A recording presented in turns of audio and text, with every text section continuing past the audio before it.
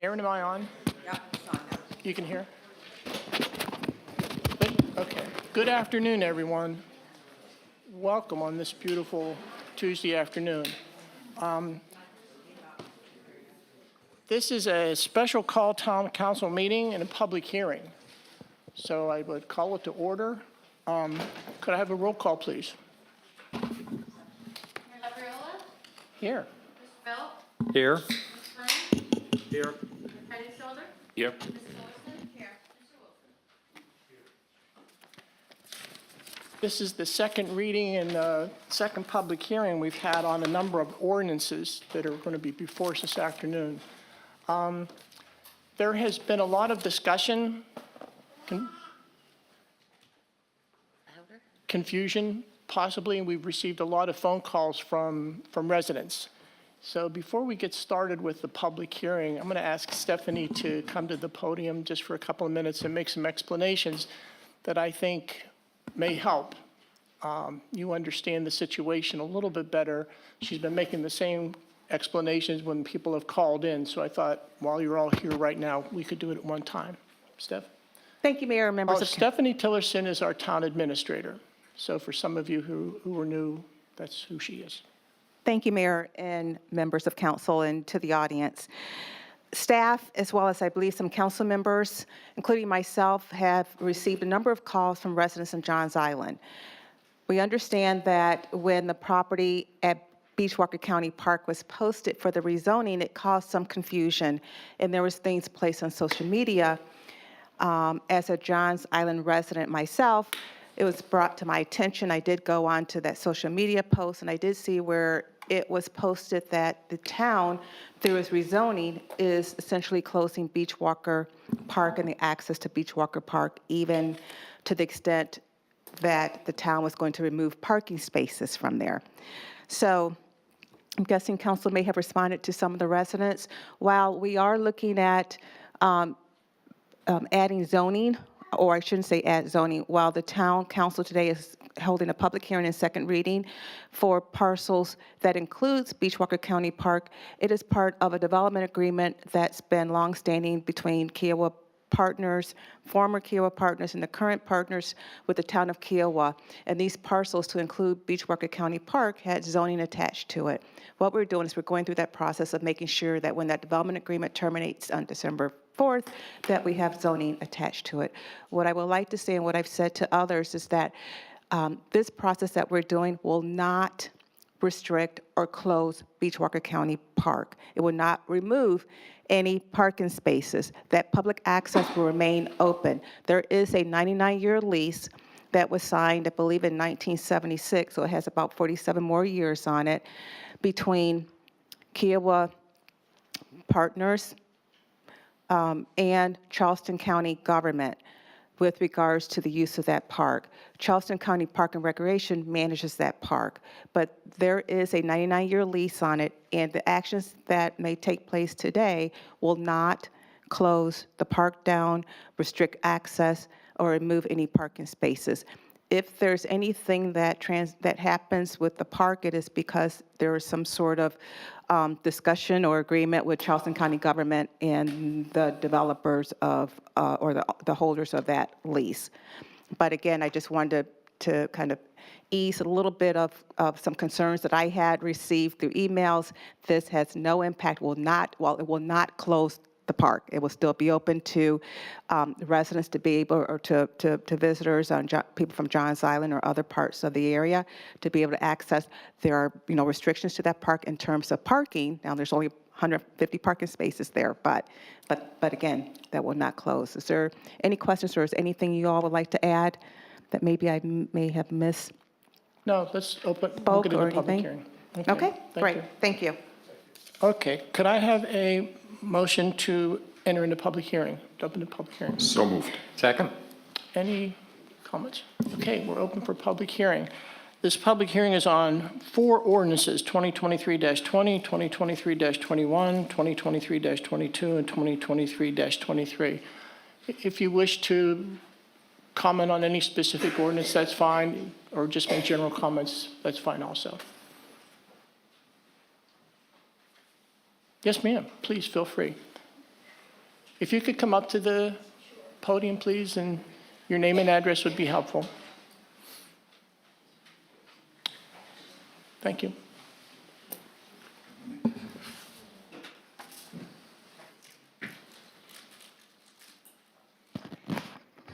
My name's Denise Kleisik. I reside at 86 Belmead Hall, which is in the Inlet Cove area. I am on the board of the HOA of the Inlet Cove, and we would just like to reiterate and support that the board recommends supporting the zoning change for Upper and Lower Beach. There's been a lot of discussion about that, but we still feel we are highly in favor of that. And I also have a question for Stephanie. Last meeting, a month ago, we talked about Beachwalker being re-landscaped. Yes. And you indicated that that would be taking place shortly. I can talk with you about that after this is the public hearing, and I can talk with you about that after the public hearing. Okay, thank you. Okay, thank you. Ms. Stephanie, is there any reason we can't, there are a lot of people that are interested in that, not just, I was just trying It's because. not on the agenda. It's not, Oh, well, oh, and okay. It's and- not yeah, and because the this is a agenda. public hearing for that, for something. If you're going to be here this afternoon, we'll talk about it yet this afternoon, so. Well, we can talk about it under Yeah. chapter Yes, 5. ma'am, there's another. Oh, I'm sorry, I didn't even see any, go, please. One moment, ma'am. I'm Andy Capelli, 160 Governors Drive. Comments I'm making is as a property owner since 1989, and I'm concerned about the unintended consequences of the proposed amendments to the ARDA. Since the Planning Commission, of which I'm a member, rejected the staff recommendation to establish 2 new zoning categories for the Beachwalker properties and agreed to recommend the changes you're considering today without any discussion of the impact of the recommended changes on other currently undeveloped and redevelopment of existing properties and what the effect of those changes would be. I'm excluding any legal consequences that may or will result from the adoption of the recommendations, but I'm also referring only to the effect in the future on undeveloped and redeveloped recommendations as a result of the rejection of the staff recommendation to establish new, separate, and very limited zoning classifications and to apply the recommended changes to all existing zoning categories. As a result, I suggest that unless each and every member of the council has considered the effects of these changes or that these changes will have on all properties to which they could be applied in the future, I believe any vote on the recommendations and finalize the changes to the zoning land use regulations is not only premature, but also reckless. Thank you. I'd be happy to answer any questions at a later time. Thank you, Andy. Yes, ma'am. Sure.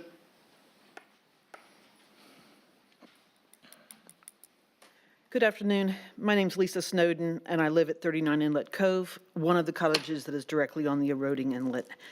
At our last town council meeting, I raised 6 non-rhetorical questions, and I received a tremendous amount of support and curiosity pertaining to the answers to those questions. So I thought it might serve the public's interest for me to share the answers I received, as well as to share the remaining unanswered questions. Now, first, I want to thank many people.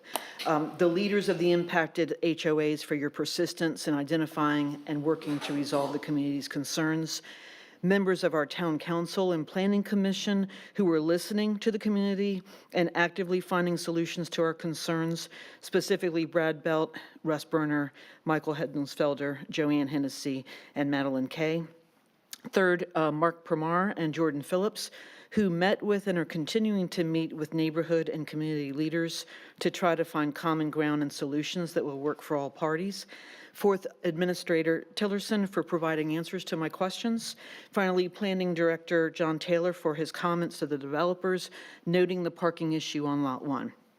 I am encouraged by the work of each of these parties. While I feel a renewed sense of optimism and confidence in this process, I want to highlight a few areas that still need attention. Allow me to review the questions I asked at the last meeting, the responses I've received, and my perception of unsettled concerns. First, I asked, why is time of the essence and who benefits from rushing to approve the site plans? Ms. Tillerson responded that, quote, "The town has no intention to rush through this process. However, upon our review, we are required by law to provide a thorough response to a site plan application. Furthermore, the third-party engineering firm reviewing the site plans at the request of John Taylor is thoroughly reviewing the site plans for engineering, stormwater, and planning compliance. There's no rush on their or our part. They will take the necessary time to complete the review process thoroughly." While I am happy to hear that the engineering firm is thoroughly reviewing the site plan, this claim would be more believable if actual site visits were planned and if the contract didn't require the engineering firm report by November 30th. Second, I asked who approved the site plan for the Cape despite insufficient parking and what is the remedy for that violation? And Ms. Tillerson responded that, quote, "The town planning department approved the site plan for the Cape. Staff are currently looking into the parking concerns for that entire area, including Timbers, Cape, and the future development of Ocean Pines.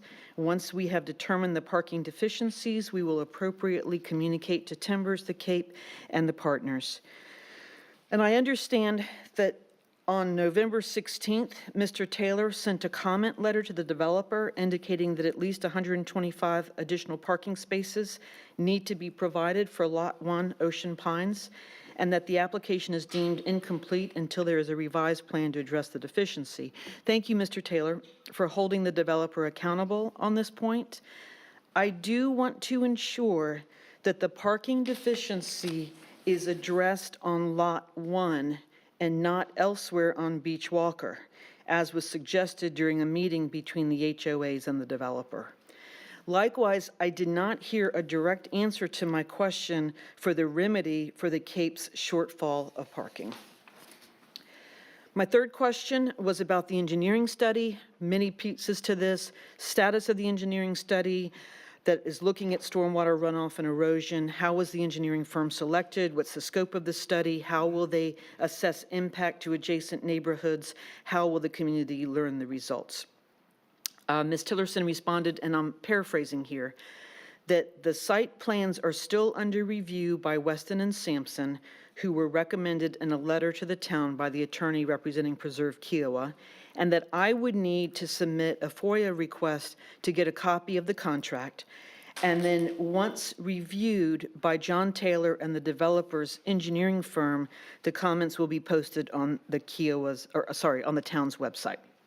So few details seem amiss here. It's my understanding that it was the HOA's counsel, not Preserve Kiowa's attorney, who recommended the list of engineering firms after Ms. Tillerson advised that the town was retaining Safe Built, a firm no one had heard of.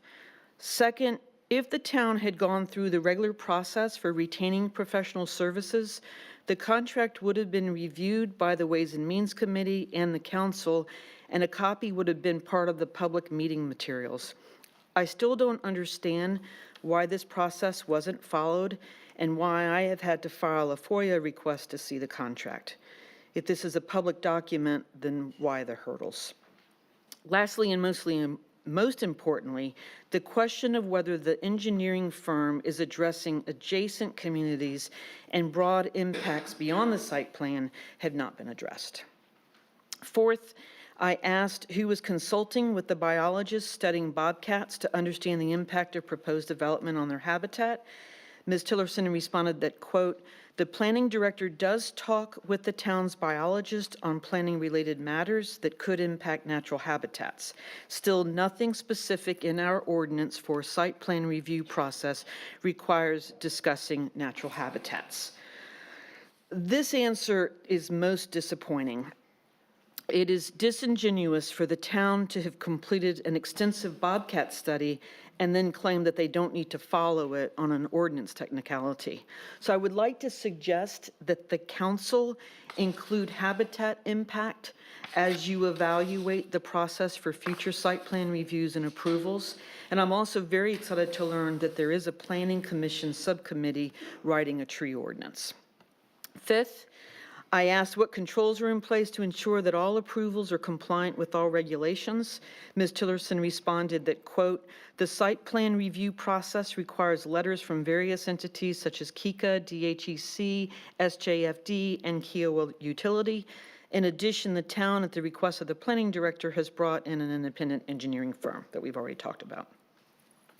Sixth, I asked if any commissioners, council members, town staff, or their family members have any equity holdings, shares, or financial relationships with any of the Kiowa Island developers or their LLCs, and have all of these relationships been disclosed. And Ms. Tillerson responded, none for the mayor, town council members, planning commissioners, town administrator, and planning director. And Michael Hedensfelder referenced a yearly ethics and compliance form that everybody completes. So this was a relief to get this response and to learn that there is a yearly ethics and compliance form, and perhaps the town would consider posting those forms on the website. Seventh, I asked, what is the remedy for any noncompliance regarding clear cutting at the Cape? Ms. Tillerson responded that, quote, "The Cape was made aware of the unapproved removal of the 50 saplings by the ARB, and they addressed that issue." So this response confused me on two levels. First, it's a misrepresentation to suggest that the removal of saplings was the issue with the clear cutting at the Cape. And second, it seems inappropriate that the ARB would be placed in a position to enforce their owner's work. So I support the ordinance that I understand is being drafted to move that authority to the town. And lastly, I asked if the pedestrian bicycle path on Duneside could be extended to address increased traffic safety issues on that road. And Ms. Tillerson explained that, quote, "As Duneside is within the jurisdiction of KICA, the town is not involved in this matter as long as the bike path will not cross over onto Beachwalker Drive, which is a public road." Okay, I understand that. But here's another idea. So while an extension of Duneside pedestrian bike path isn't an option, could it be an option to finish paving the bicycle path alongside Sparrow Pond that connects to Sand Alley Road? I understand that that land is owned by the resort, and during the last town council drop-in with Russ Brenner and Brad Belt, Mark Primar was kind enough to offer to discuss the possibility with the resort. So I hope we might hear good news soon on that front. So while I appreciate that the effort in providing answers to these questions, and especially appreciate that Mr. Taylor raised concerns about insufficient parking on Lot 1, Ocean Pines, in his comments to the developer, I remain concerned that the review process will not fully ensure that the parking shortfall at the Cape and Ocean Pines is addressed on those parcels and not at the other end of Beachwalker. Further, town council, planning staff, and developers, I implore you to ensure that your decisions and next steps attend to traffic, safety, stormwater runoff in the adjacent communities, and natural habitats. In summary, members of town council, please approve the recommendation from the Planning Commission, and please continue to work collaboratively with the partners and the community to ensure any development on Beachwalker addresses 1, density, 2, design with nature principles, 3, traffic and safety, 4, environmental impact, and 5, compliance with all regulations. Thank you.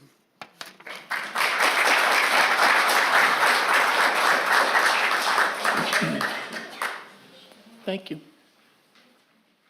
Others?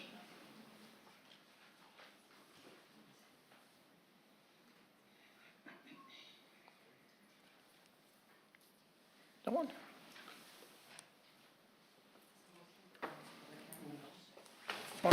Mark just stood up. Yes, sir.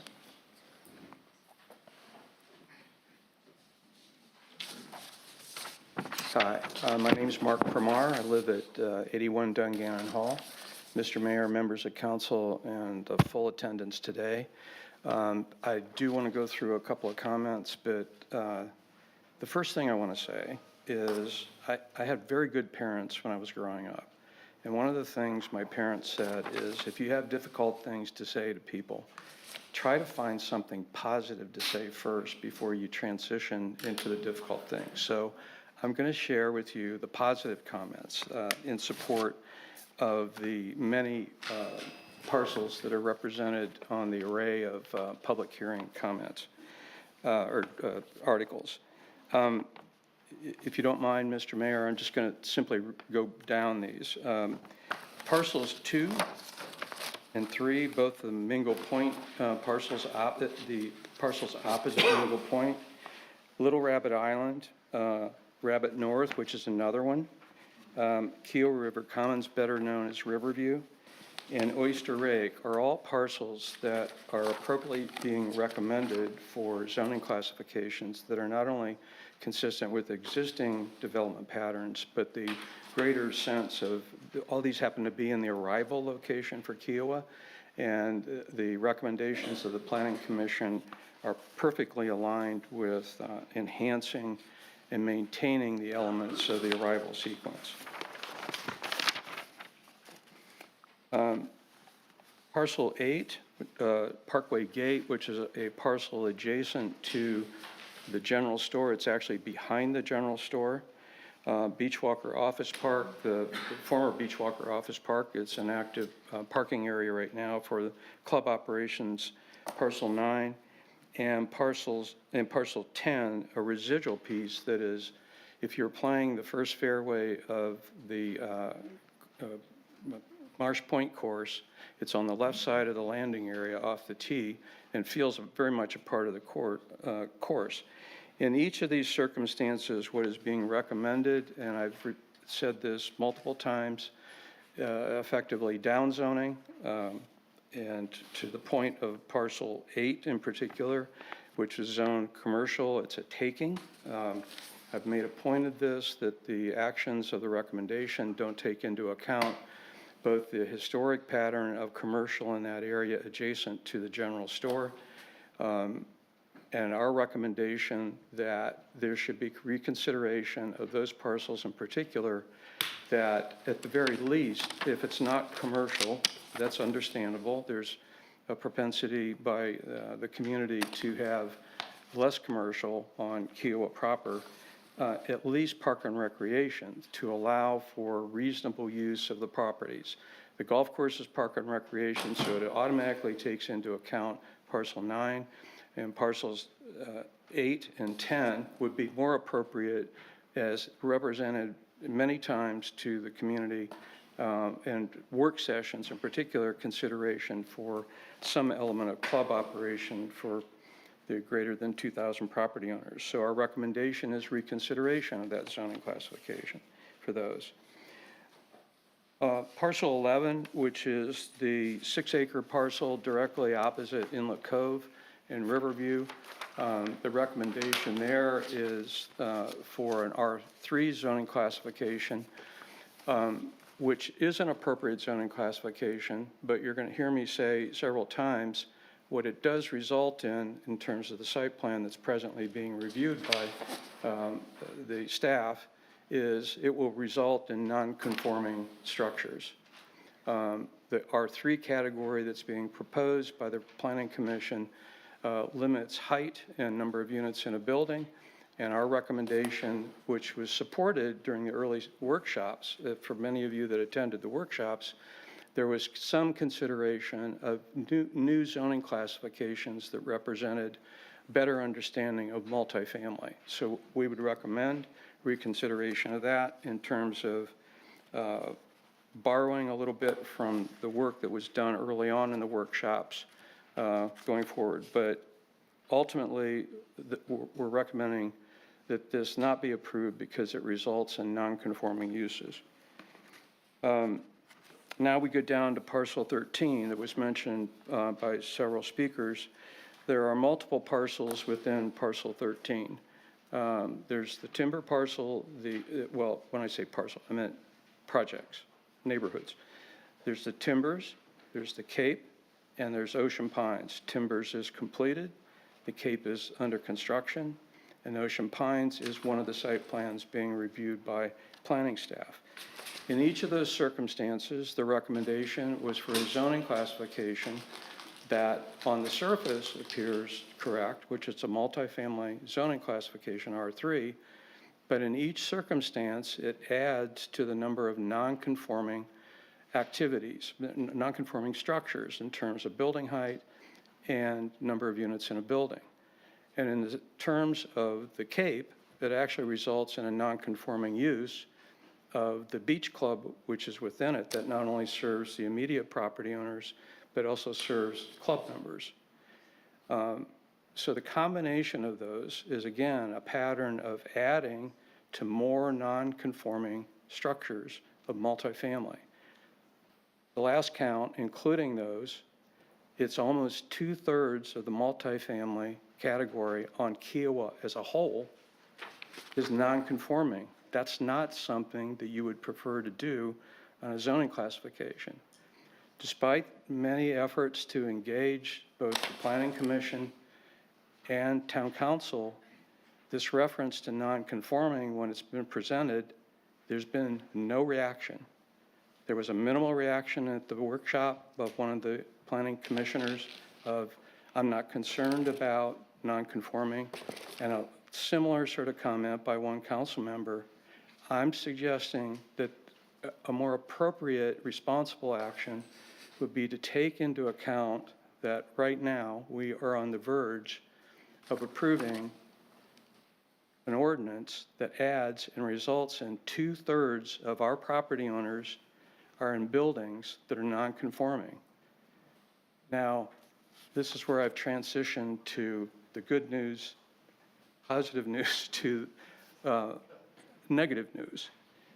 The point I'm trying to make here is a better way of thinking would be to consider a broader spectrum of land use types, zoning types, zoning patterns, align them properly with both what's been built as well as what's been permitted and is being considered for permitted. We understand that people are coming from a good place on Beachwalker Drive in terms of the pattern of what should be more in balance with the activities. But creating non-conforming uses is not a good direction. Moving to parcel 12, which actually has two components to it. The one that Stephanie addressed at the opening of the meeting, which is one of those subparcels is the land set aside for the lease of PRC. Now, the recommendation is that that property be zoned residential. The lease on it is running almost another 50 years. It's been a park before many of us ever came to Kiowa. The more appropriate zoning classification aligned with that should be park and recreation. And the reason being is when you have a non-conforming use, yeah, you can continue operation. But if you want to adjust that use, enhance it, you're severely restricted. I would suggest that for all of us, I am guessing that the majority of us in this room live in single-family houses. I'm guessing, or attached townhomes. We don't live in these other things that are non-conforming. But imagine a life where we would have a non-conforming single-family residence. That is, the ordinance might, this is hypothetical, I'm not saying it's this way, but it's hypothetical that we don't meet certain standards of the R1 category, which is for single-family. The burden is on us if there's a disaster with our house. We have to present drawings that represent that it can be built as it was before. Now, the majority of homes on Kiowa have been recycled 3 or 4 times on average of owners. I'm suggesting that there are a lot of situations like that for us as this hypothetical, that the burden of a 3rd, 4th, or 8th property owner to find the original drawings is going to be very difficult. So again, I'm suggesting that not only should the park be properly zoned to align with what that park has always been, but there should be reconsideration of zoning classifications in these R3 to represent what actually has been built. All right, now let me end on a positive note again. My dad told me always end on a positive note, too. Captain Sam's, the recommendation is for the R1 category. That's entirely appropriate. It's aligned with at least what the existing entitlements are. Albeit, the challenge of development on Captain Sam's is still prevalent, but the zoning classification recommendation is appropriate. The settlement, parcel 16, the rezoning there is for an R1 category and park and recreation. That represents the pattern, the existing pattern of home sites and homes in that area, as well as the park activities with the golf course and clubhouse and so forth. The only thing I want to emphasize is I understand there was a commitment to have a text amendment established that clearly indicated that the spa, the private club spa associated with the clubhouse grounds, is a use permitted as a matter of right. And I'm not certain what the status of that is, but we support that. And finally, parcel 41, Osprey Beach, which is a combination of single-family home sites and homes, as well as the First Beach Club. We support those recommendations. I apologize for going on so long, members of council and the audience. I do think that everyone, I really believe this, everyone is coming from a good place to have a better sense of what our community is like. And ordinances are an important part of that. But I'm in that camp that we need to do additional collaborative work. There's a reference to collaboration, of which we're going to continue a pattern of trying to find a better path forward for development on Beachwalker. We're going to continue that process. But this act of non-conforming uses, I really encourage council, the planning commission, members of the community to really reflect on that and reflect on a way. Imagine you're in that situation, because right now most of us aren't. We're conforming in some way or another. But there are hundreds and hundreds of property owners that probably aren't even aware of this. So I encourage that. Thank you very much. Mark, Mark, I have a question, if I may. Actually, I have two questions. I don't want to go into 8, 9, 10, 11 Church and Lot 1 of parcel 13. I have two questions, just to clarify. So you talked about parcel 10 being not buildable. So are you then suggesting here that the correct zoning should be PR or leave it as recommended by the Planning Commission? I would recommend that parcel be park and recreation, Okay. as well as 9 and 10. Or excuse me, 8 and 9. Excuse me. That collection, because of the location, what I'm saying is it's understandable that there's concern about commercial development, classic commercial development in that area. But we have been considering elements of the club operation in that location, and we've been using the old Beachwalker Office Park for club operations since the ownership. But that there is I think what I'm suggesting is there's a better way of thinking about those 3 parcels, which are really 2 tax map parcels, that would be a slightly more appropriate zoning classification.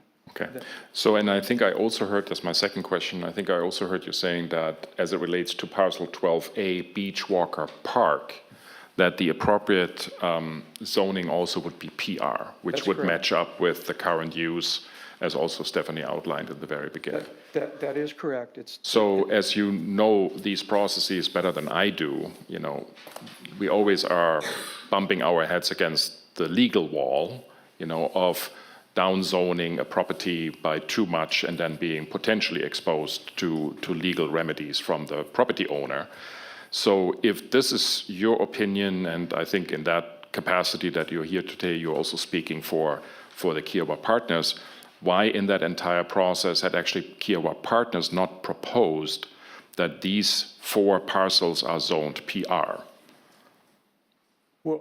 Well, first, through the workshop sequence, there were, if I'm not mistaken, 3 workshops. The final recommendation by Planning Commission as represented on those parcels did not happen until that final action by the Planning Commission. No, I understand that, but because of that legal, hitting our wall against the head kind of situation with a downzoning of significant size, and therefore, the property owner could have, or, go to court over this. If this is the opinion, from not only you, but also the partners, wouldn't have been just logic in that process to come forward to the Planning Commission saying, we partners would propose PR? The opportunity, So to take that legal risk out of the room. I understand, or I hope I understand. The timing of the opportunity, or not opportunity, the timing of me standing like I'm standing today and interacting with the Planning Commission workshop was before they took the final action, those parcels actually were recommended by staff as combined commercial and something else. So that would have allowed for continuation of the, let me address the park issue first. That would have allowed for continuation of the park as a conforming use. So I didn't comment. I didn't suggest it should be park and recreation because the use was permitted as a matter of right.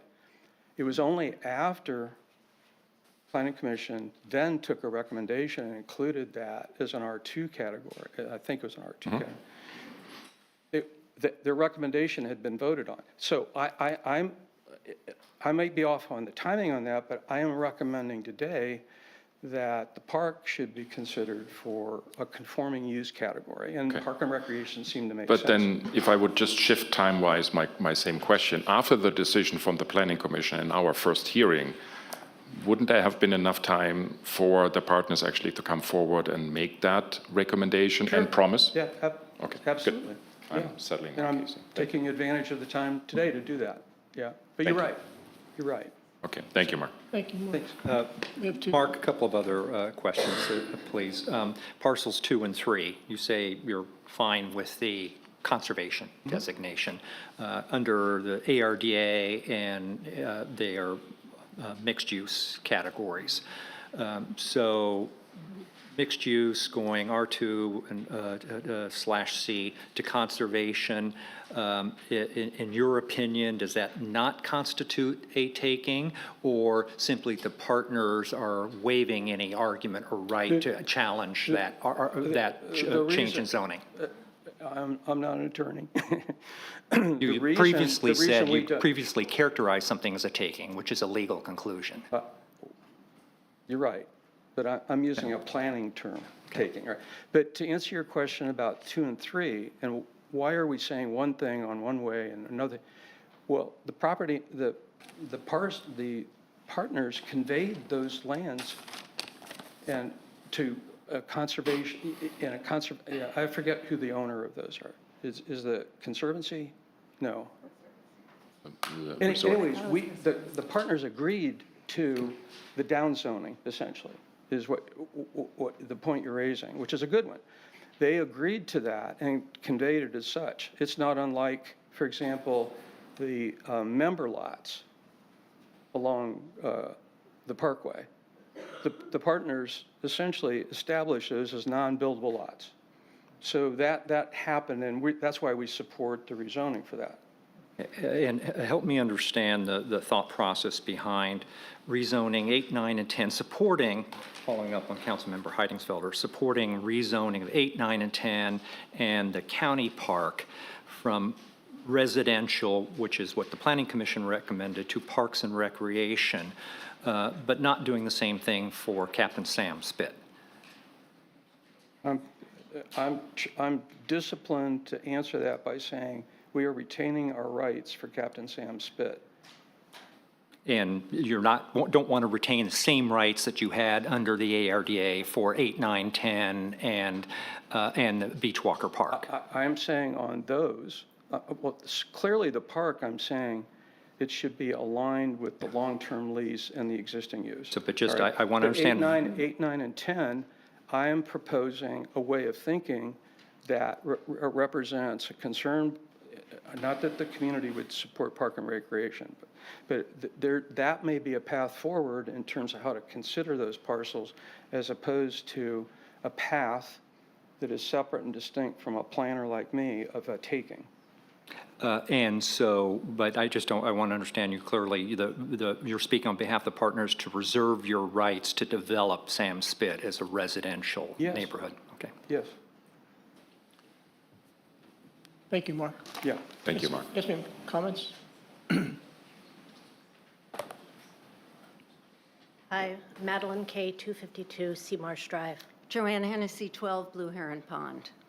And we are members of the Planning Commission. However, we are only here to represent what happened during some of those meetings. And I want to assure the community that despite any inference that we didn't do a very thorough job of thinking about consequences of our plans and our proposals, I certainly have not been aware of another ordinance where people have spent more time listening to the community, assessing that input, evaluating the strengths and weaknesses, and then putting a plan together that we felt was fair and that represented the best interest of the community. We did certainly think about unintended consequences. I want to reassure you that we spent a lot of time and a lot of diligence working on this particular proposal. And I'd like to address, there's been a lot of talk about non-conforming properties. I was the Planning Commission member who said, I'm not concerned about it. I'm still not concerned about it, and let me explain to you why. I served on planning and zoning for over 12 years in my previous life in Connecticut. Most communities in this entire country, as they grow, you know, they start out with maybe a few houses here and there in rural, and towns grow up, and subsequent zoning boards come through and say what they want their communities to be like, not what they are, not necessarily to reflect what has been done.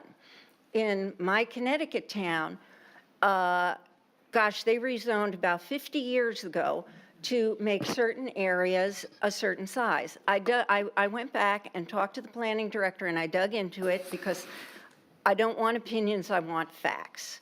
Fact, there are whole swaths of town that are now non-conforming. I dug into one street in particular where every house, they rezoned it half acre. The houses there are anywhere from 0.3 something to 0.4 something. They're all non-conforming. They've turned over multiple times in 50 years. I actually talked to someone who knocked a house down and rebuilt, and as long as it was within the setbacks, there was no problem. I would guess that many of you out there have bought or sold a non-conforming property in your lifetime and never even knew it. What does non-conforming mean? Does it matter to real estate brokers? Does it matter to mortgage bankers? Does it matter to insurance companies or title companies? I've researched all of this, and the answer is no. They don't even know it. You say that's Connecticut. What about South Carolina? Well, since our last meeting, I've reached out to major brokers on Kiowa Island, high-volume brokers, and said, what about non-conforming? And to quote one response, gee, I never thought about that. Nobody ever thinks about it because it is a non-issue. We would not, on the Planning Commission, do anything to disadvantage property owners on Kiowa Island.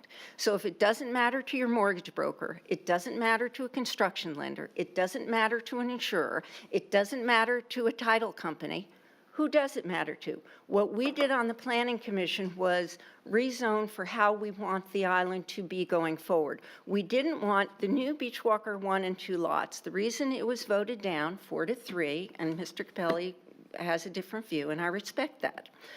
But the reason we didn't do it is it gave mixed use as of right. And that's one of the reasons I think the partners didn't come to us and say, why don't you make it Parks and Recs? When we looked at that, we would have thought about that, but that would have been a significant downzoning, and we were concerned about going from what was allowed in the ARDA to Parks and Recs as being a taking. So by rezoning it residential, we think that is the appropriate designation. It's next. Is it next to the general store, which is commercial? Yes, but it's also next to the church parcel, which is residential. So one side's commercial, one side's residential. The community said they don't want mixed use as of right. Now, if you ask me as an individual what the best solution for Beachwalker is, I would say, yeah, we should do a plan development. We should consolidate the lots. We should have one plan and make it something really nice for the entire community. But that, and we hear about parallel paths and this happening, but we never saw anything.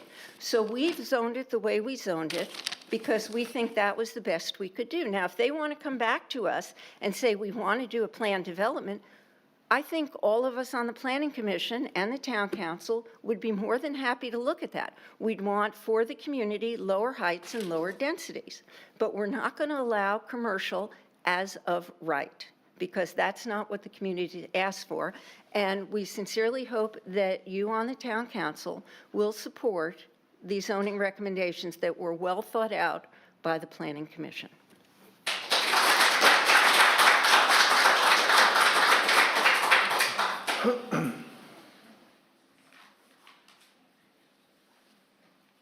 Since I was mentioned, I'll discuss not any of the issues raised by the two other members, but only the issue I raised. And that was with the rejection of the planning classifications that were restricted to these properties on Beachwalker, those items were separately zoned or proposed to be zoned with a zoning classification. The first thing we did at the Planning Commission meeting that day was my introduction of an amendment, not an amendment, of a motion to approve the three categories. Not what's in the categories, none of the specifics of the categories, but to approve the three categories so we would have only those categories to discuss with respect to whether or not it was conforming, non-conforming, or any of the other issues that were raised. That vote went 5-2, or 4-2 if you count the chairman who didn't vote, 5-2, and it was over. There was no discussion at all about the classification question.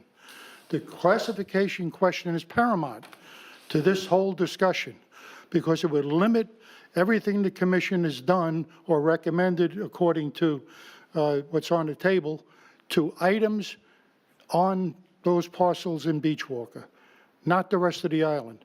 My concern is the unintended consequences that would come when other undeveloped properties owned by the resort, there may be a lot of individual property owners who would now have to live with these new zoning categories or zoning specifications.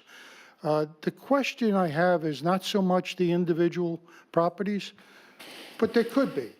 There could be someone who has enough property that rips down their house and wants to build some multifamily housing on that property, attached.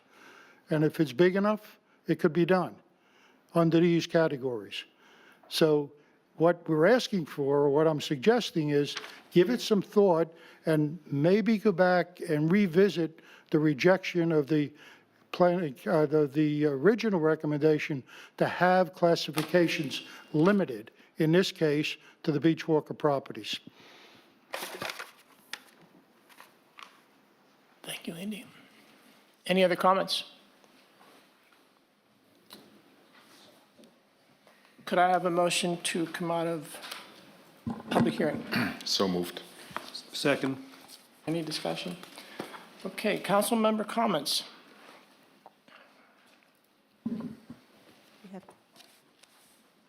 Do you want to have, get a motion for to approve We need to vote. first reading so that you can have discussion? This To is- vote on This is A, for B, public C, D. hearing and second and final reading. So you've come out of public hearing, now you just need a motion to approve the ordinance for second reading, then go into discussion. Oh, I'm sorry, I misunderstood. We're going to do that now. Yeah. Sir? Excuse me, I thought we were going to do that on the 5th. No, That's done now. okay, Not. stand corrected. So we've had two readings, and we've had, this is second and final reading on these four ordinances. Could I have a motion to approve? So moved. Is there a second? I would are we moving the first ordinance or all four? I would propose. Let's do all of them one at a time. I would say do it all the time. If we could do them out of order, I would like to propose that we go to the fourth one first. I think that's the one I want. And why would that be? Because I don't think it presents some of the same issues that might come up in other contexts. Not sure. We have a sequence. Yeah, but let's just go down the line. Okay. All right, so this is ordinance 2023-20. Could I have a motion to approve, please? So moved. Is there a second? Yeah, that's right. I have a second, but I'll second it, go ahead. Everybody's moved and seconded. Discussion? My discussion is with respect to a letter we all received from Rebecca Wilson, who's representing as counsel from the firm LOWNDES, Lowndes. The very last paragraph on that page references that these ordinance changes will be a regulatory taking. And the only thing I want to bring up is whether we need to go into executive session just to discuss this, because to me, that sounds like a threat of a lawsuit. And I just want to make sure this is adequately addressed or considered or thought about before we vote. Okay. I would, we actually received a second letter as well that addresses from the counsel or attorney for the Charleston County Parks and Recreation Department regarding the classification of Beachwalker Park. I would just actually want to reference something else in the letter that Councilmember Berner noted, wholly apart from any legal conclusion as to the consequences of the action of rezoning the parcel at issue. I do think that council therein actually raised a quite good procedural issue that pertains to each of the ordinance recommendations that I would address generally. And as she noted, the Section 2, the amendment itself language of each of our ordinances says the town hereby amends the zoning classification for the reference parcels attached here to and incorporated herein by reference as Exhibit A. Exhibit A is actually 4 different recommendations. At the end of the day, I think what we need to do is whatever Exhibit A is should include only the zoning classifications that are actually approved by the council. Whether those are the recommendations, we adopt the recommendations of the Planning Commission, or that if we modify any of those. But right now, it simply is, all it says is as referenced in Exhibit A. And I would agree with her, if you simply look at this, it doesn't tell you what is actually law under Exhibit A. But, Brad, I mean, we are acting upon the recommendation that comes to us from the Planning Commission. So how can anybody be mistaken in choosing the wrong column? We have a clear recommendation from the Planning Commission, which is the last column, and that's what we are acting upon. That's what we are acting upon in the first reading. And I'm not sure that we want to. I'm simply suggesting that we revise Exhibit A to just simply, going forward, I would amend to remove columns 1, 2, 3, and 4. You're asking to make that as part of your motion? Michael made the motion. I just, right now, I'm just raising it as a discussion item. But I don't understand your discussion item, because this has been brought forward to us as part of the process that is outlined in our ordinances, that the Planning Commission made a recommendation to Town Council. That's column number 4 or 5, however you want to call it. It's the last column in blue. This has come forward to us. That's what is in the ordinance on the page, on the 2 pages before. That's what we are acting upon. I'm not sure what needs to be clarified here. Yeah, I don't think we can change it, Brad, at this point, because that's the official recommendation. No, we can change what is in Exhibit A. We're not changing the recommendation of the Planning Commission. What we're saying, the issue, as I see it right now, is what it says is the town is incorporating by reference, amends the zoning classification to incorporate by reference Exhibit A in its entirety. Yeah, I And so know, but the whole I'm issue not sure is- what the issue would be by simply amending Exhibit A to eliminate the first 4 Okay, columns. so Because that's what not you're the actually Planning trying to Commission say recommended. is that we should change the text, the 2-page Or ordinance that could be text. fine. to- Column 5 or the planning Okay, committee, or that's certainly for clarification, not a problem. that's all I'm suggesting. It may be by Okay, wanted to reference. get to understand what you're really saying. Yeah. All right, so would you put this into a motion, or amend the motion, or what is the next step? Motion to amend. Right. Okay. Or he can just change his motion, correct? Or Michael just can change his motion. Well, I don't think there's any question about what's being proposed. I think that John prepared this document to provide a historical perspective in terms of the sequence of reviews that were taking place. I think that everybody understands we're talking about the Planning Commission recommendations. So I think at some point, this document, Exhibit A, should be modified by John and just have the 1 column.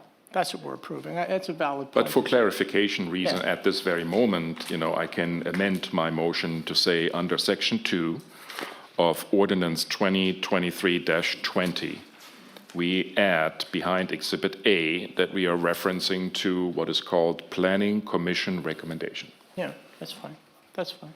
And the only, whether we need to add some qualification language to that, to the extent we may determine to amend any of the Planning Commission recommendations. But, That's now up to us. Yeah. right. But the motion doesn't speak to that, Yeah. correct? Well, that's part of the discussion. So just- if you want to highlight something in the last comment that you would recommend for us to change, Yeah, then and by the way, I'm fine with either revising Exhibit A to eliminate the first 4 columns, or simply adding clarifying language in the ordinance itself, referencing Exhibit A. But I don't know if staff has a particular view about what the best outcome. Yeah, I just, and for the sake of Petra, what I would suggest is Section 2 of the ordinance have added after Exhibit A that the by reference as Exhibit A as demonstrated in the last column of Exhibit A, which are Planning Commission's recommendations. and that's what I amended already. So Right. That sounds like the easiest solution. it's fine with me. Or something to, We can, words, but yeah, I'm fine with something along. But I would prefer do it this way, Brad, because at some point, the mayor would put his signature there, maybe even before that table is changed. So we want to be precise. So, but to your other point, do you have any recommendations in your comments now to make changes to the? Wait, we can't jump there You yet. made a motion to amend. Okay. Is there a second? Second. Is there any more discussion? Any more discussion? I'm going back to making it simple. This is a working document. So this document should be altered to eliminate those columns so that what's attached, so that councils in the future, when they read the written and they see the Exhibit A, they only see this. John may want to have this in his work papers that says this was the sequence that the Planning Commission went through in the fall of 2023. But there shouldn't be any confusion in terms of what we're approving. It's the highlighted blue. And if we want to make a change to the highlighted blue, then let's do it. But let's not get it confused by putting language here and then putting language there. I will leave the language alone. But John, We're approving the highlighted blue, and at some point, before I sign this thing, if it's approved, it should just be parcel in the approval.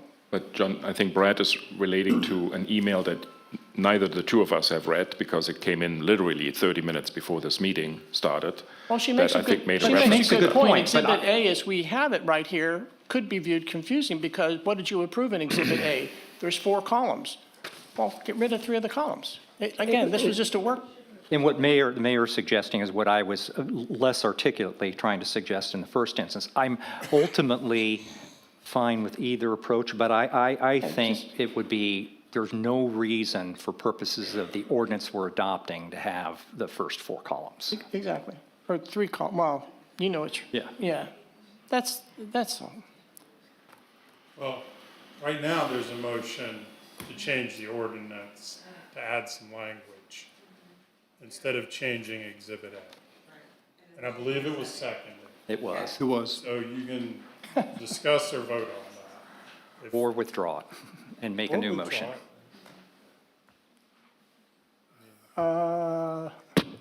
What's your what's your pleasure? Do we, what, My preference would be, I don't feel super strongly about it, my preference would be to amend Exhibit A. So Exhibit A is a clean document. Right. That reflects for now and in the future, the action that we've taken.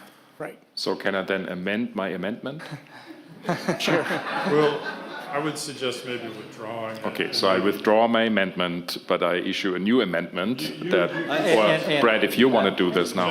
Okay. Yeah. You consented to withdrawing, right? Yeah, I consent to withdrawal. The second consents to withdraw the amendment. Okay, so then we have a new amendment now on the table that we change Exhibit A, that will then only have 2 columns. First column being the explanations on the very left, and the second column to be what is currently blue. And it's called Planning Commission, Planning Commission Recommendation. yes. Second. There you go. Any more discussion? Okay, any more discussion? Same discussion. But I'm not changing my vote, but I just out of due caution, we do have this letter from Rebecca Wilson that is potentially threatening legal action. And as I said, I'm not looking at changing my vote, but I think we need to take this under consideration. It may not result in any changes to our thought process, but a threat in litigation is a concern to me. I think that warrants discussion, but we have a pending motion, and then we can perhaps discuss that further. No, we were going to go, I thought we were going to the vote for approving this prior to that. Right now, Right. we only have, we're only For the acting amendment. on the It's amendment. only the amendment. Understood, all right. There's a final vote after all the amendments. I thought that was the final vote. All right, never mind. This is on the amendment to remove the middle 3 columns from Exhibit A. Right. So it's been moved and seconded. Any more discussion on that to effectively come up with a clean Exhibit A? All in favor? Aye. Aye. Okay. One other minor amendment, I had raised this at our last meeting with respect to each of the ordinances, and it doesn't look like the change got made, but in the third whereas clause, it still refers to ordinance 2013-15 rather than 2013-14. I don't know if that requires a motion. I don't think That's a typo. typo. Okay, so now we go back to the original initial motion to approve the Planning Commission recommendations. It's been moved and it's been seconded. We've had discussion. Are you making a motion, Just- Russ, or are you just suggesting that we go into executive session, or? I am making a motion to go into the executive session to discuss the potential litigation based on the letter from Rebecca Wilson. Is there a second to that motion? Is that a motion? Take that as a Yes. motion. Is there a second to that motion? I'll second it. Okay, so it's been moved and seconded to go into executive session. Any discussion on that? Do we need 3 of 4 votes then to approve? Is that the way it works? Yeah, you need a It's majority. really an amendment to the agenda, so, yes, 3? 3. All right, so you need 3 votes to do that. Any other discussion? This is a motion to go into executive session, so. For that one item, yes. Joe, are you prepared to advise? I would like to discuss that in the executive session. You're such a smart guy. Okay. All in favor of going into executive session? Aye. Aye. Let's go into executive session.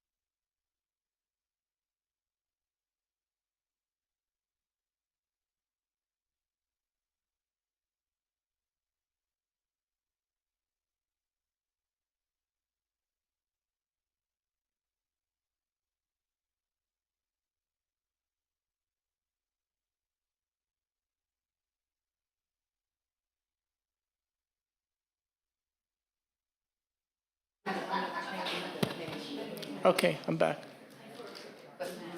Okay, could I have a motion to come out of executive session? So move. Second. We're back into regular session, and we have a motion and a second to it. You just say no action. No action was taken, no decisions were made.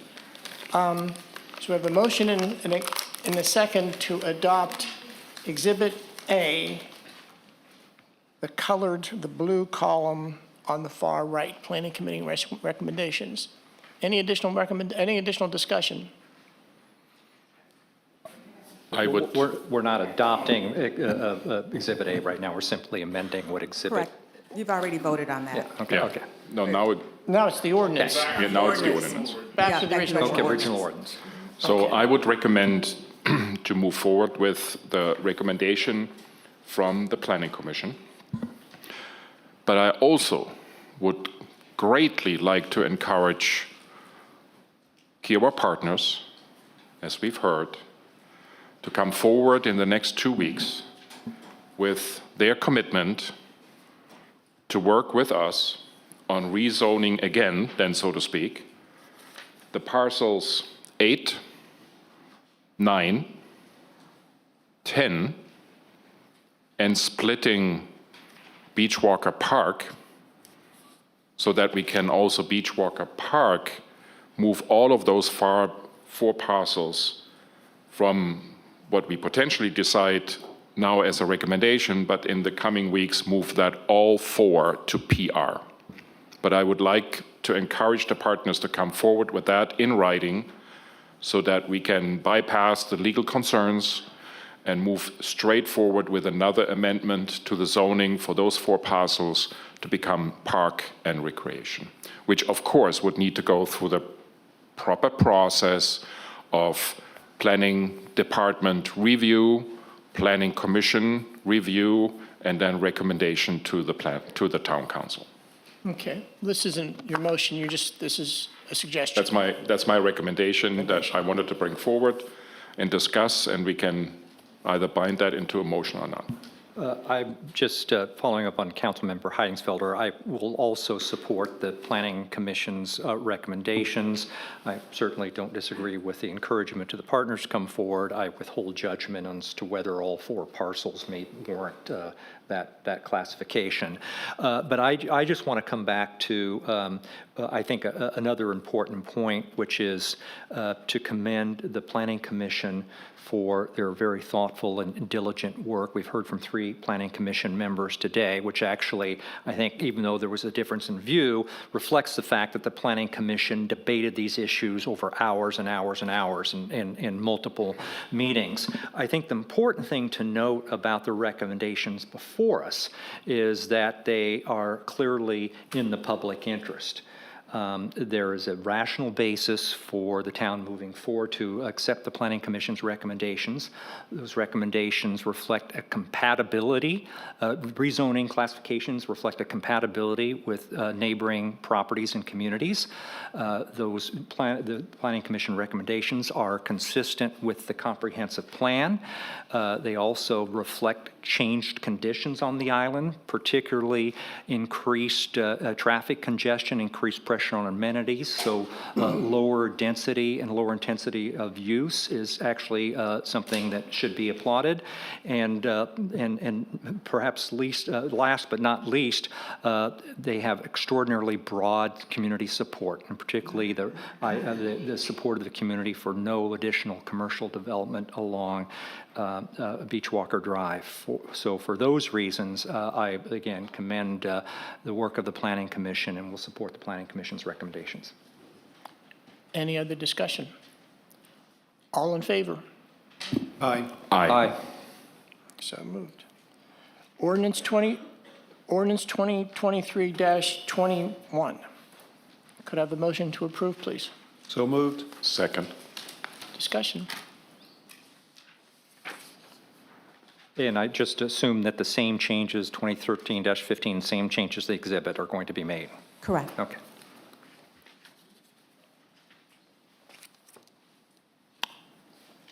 No discussion? Call for the vote. All in favor? Aye. Aye.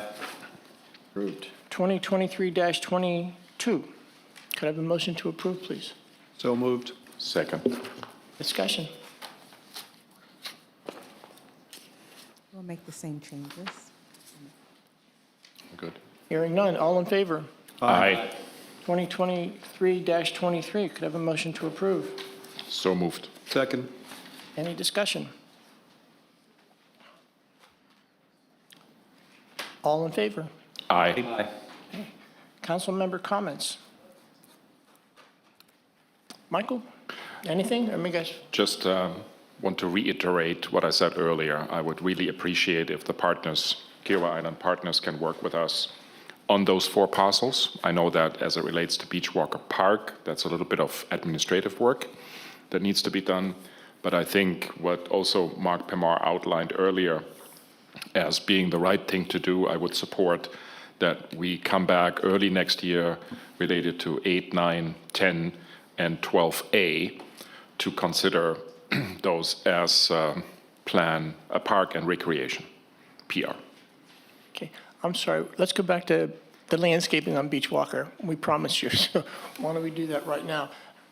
Who, is that question to you, Stephanie, or who's? Yes, we are, yeah, we are working on it. Yeah, I'm sorry, I was looking for Brian.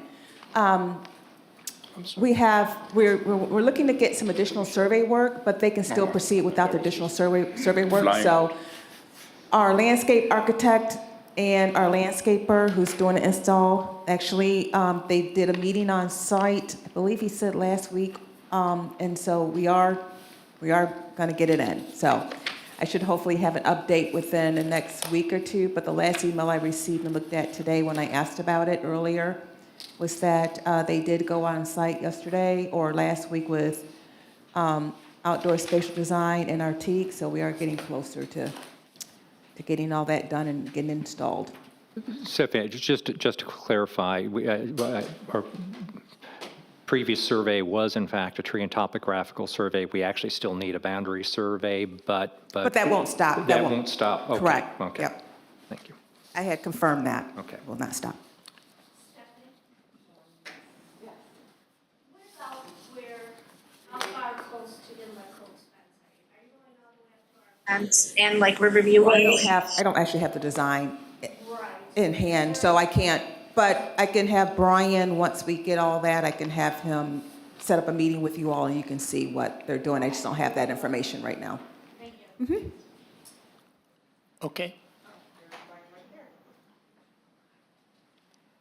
Okay. Brian, I'm sorry, they were just asking about the landscape. I just told them that I know that OSD and RT, you met with them on site, and they don't need the boundary, but they should be proceeding. They just asked about the specific plan. I just said I don't have that, but once you have that done, maybe you can get it. I'll let you know who to get a hold of at Inlet Cove, or maybe in Riverview.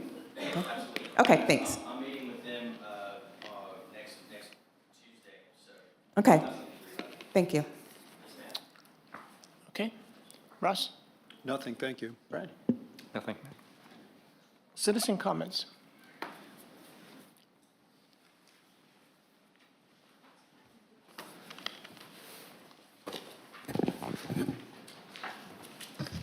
Maura McIlvaine, 146 Blue Heron Pond Road.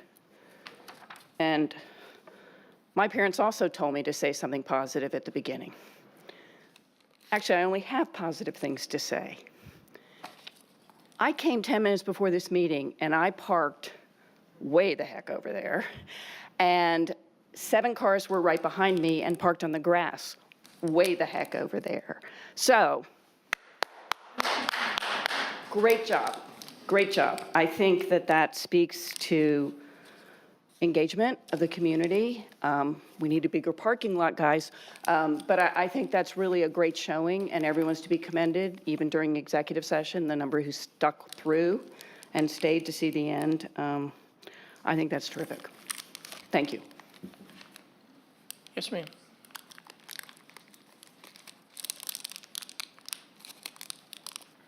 Lisa Snowden, 39 Sunlit Bend. First, a huge thank you to each of you for your vote. Really do appreciate that you honored the work of the Planning Commission. I appreciate the spirit of wanting to have this conversation outside of the normal protocol around the Parks and Recreation designation. But I want to just make sure I'm really clear about what my concerns are, and I think what the concerns of the community are. We don't want Parks and Parks and Recreation to be a smokescreen for the partners to be able to put a pool and associated parking and associated commercial activity at the end of Beach Walker as a solution to the parking issues under the current development. And here's why. I love pools. I don't want to take that from anybody.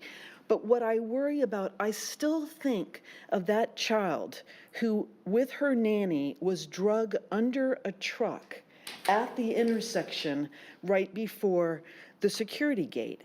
And I don't think anything has happened substantially to prevent that kind of an issue. So in my mind, what I see when I think about pools is I think about lots of kids on bicycles crossing a road that will be busier and busier and busier. And that's not good for anybody. I also don't want to see shuttle services going up and down Beach Walker because there's insufficient parking down at one end, and so we put the parking down here because, again, that's just creating traffic and safety issues. And at the end of the day, that's what I care about most. Sure, it'd be nice to have less density and lower buildings and this and this and this, but we have an infrastructure issue. And until we can fundamentally deal with the infrastructure issue, we are putting people's lives at risk. So I appreciate the fact that we want to be creative about some solutions that become win-win, but please do the due diligence to think about, if we go with Parks and Recreation, what will the impact be to parking and to traffic and to children and to safety on that already very busy road? Thank you. Okay, can I make, I want to make a few comments here, okay? That is your choice. So first of all, there will be no backroom discussions about moving any zones to PR, as you, I think, were saying, because I said very clearly in my earlier statement that if the partners are coming forward and signaling that they are willing to rezone these parcels to PR, that it will go through the absolute, defined, orderly process from the planning department to the planning commission to the town council, okay? So I clearly negate what you were trying to say in the very beginning here, that we are trying to do something, you know, behind doors. That's not going to happen. Make this very clear. Second comment is, already for the last couple of months, several of us have been debating different options to ease the risk at the Beachwalker Drive, Kiowa Island Parkway intersection when it comes to the leisure trail and therefore the bike and pedestrian traffic at that intersection. There will be, hopefully, with a little bit of luck, depends on the vendors, some first measures that will hopefully ease that kind of risk before Christmas. But in all of the discussions we had about a potential planned development on parcels 8, 9, 10, Church 11, it was always part of that discussion that this entire leisure trail will be rerouted away from this intersection by several, Mark, help me, probably like 200 yards, I would think, south, and then cross over Beachwalker Drive and then go back to the original path, so that this whole area of right turns and left turns, etc., is going to be eased. So I have no reason to believe that this will not be put in place whenever there's going to be, you know, a planned development moving forward. So you can be assured that we have that in our focus. Okay. Any other citizen comments? Even though a lot of people left, I too want to thank everybody for attending. this is a good example of how things can begin to get misinterpreted. And I'm glad they called Stephanie and we were able to clarify some of these things. And I also want to thank Lisa in particular, the way in which you've conducted yourself, your questions. That was very helpful. It was very helpful for us to focus our answers and response. So it's been a good discussion, a difficult discussion. And the Planning Commission and all of its members, it's just that these are tough issues.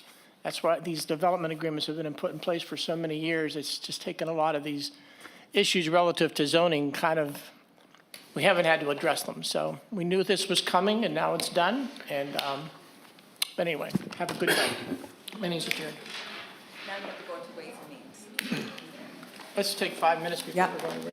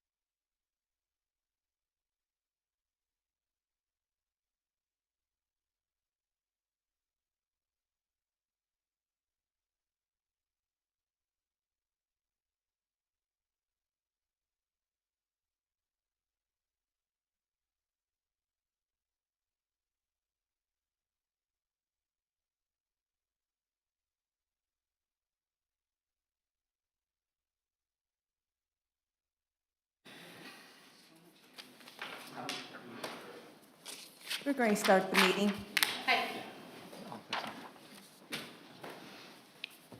Okay.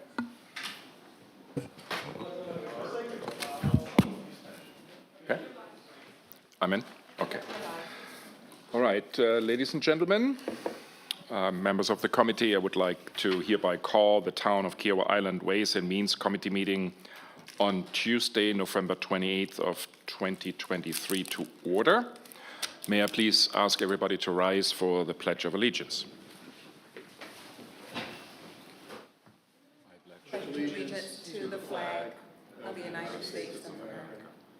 To the republic which stands one nation under God, indivisible, with liberty and justice for all. Thank you. Petra, if you would please do your roll call magic.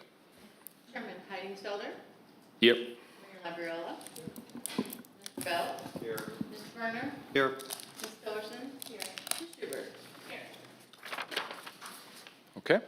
So first topic on the agenda is to approve the meeting minutes of the Ways and Means Committee meeting from October 24th of this year. Can I please have a motion? So moved. Second. Any questions, comments from? Just one minor editorial comment, Petra. The one speaker, Larry Rutkowski, it's Larry Rutkowski, Rutkowski. One more time. Rutkowski. And then same speaker with a new name, or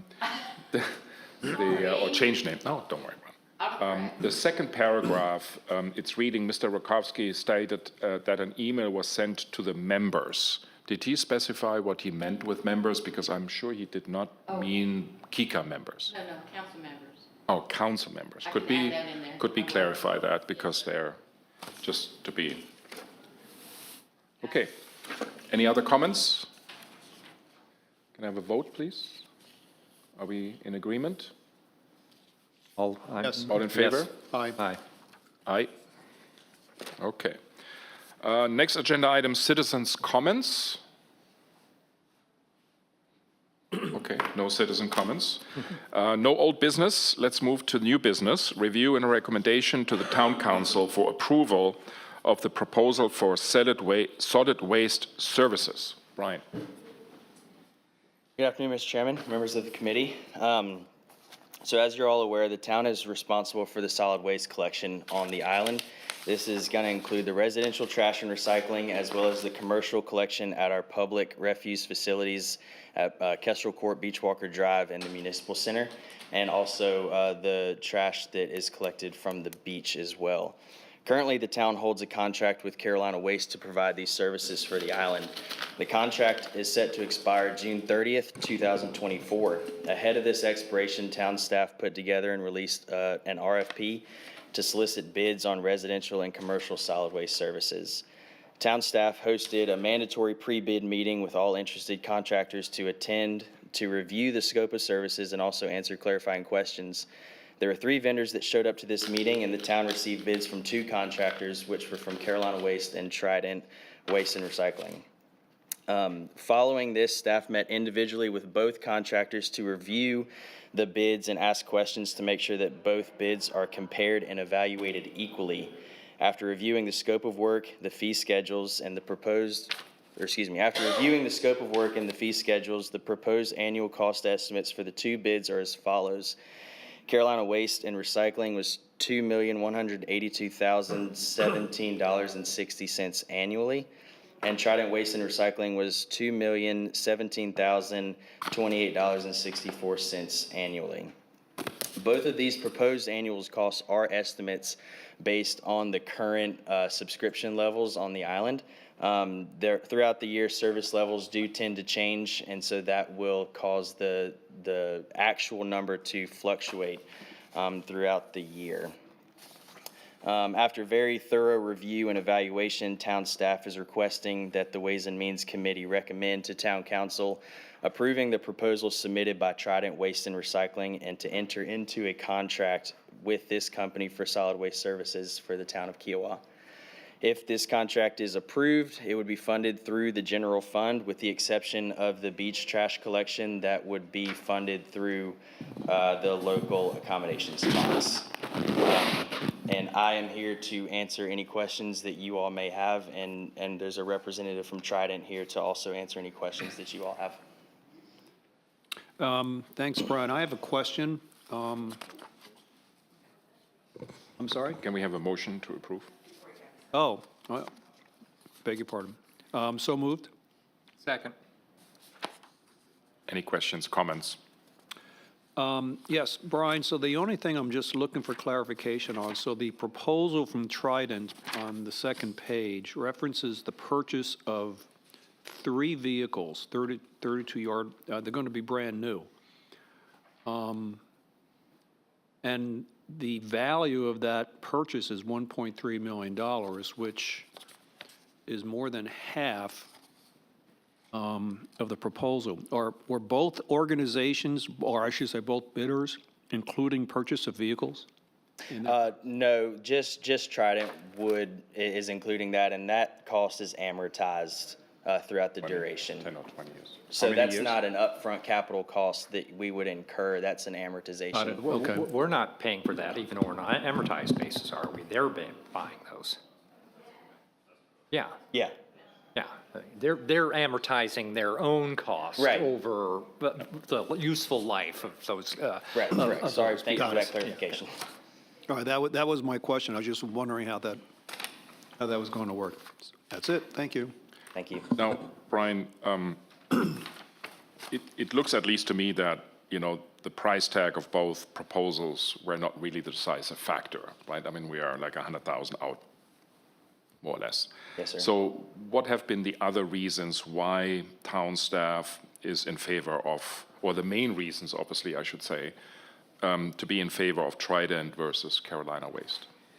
Right, valid questions. So one of them was reference checks.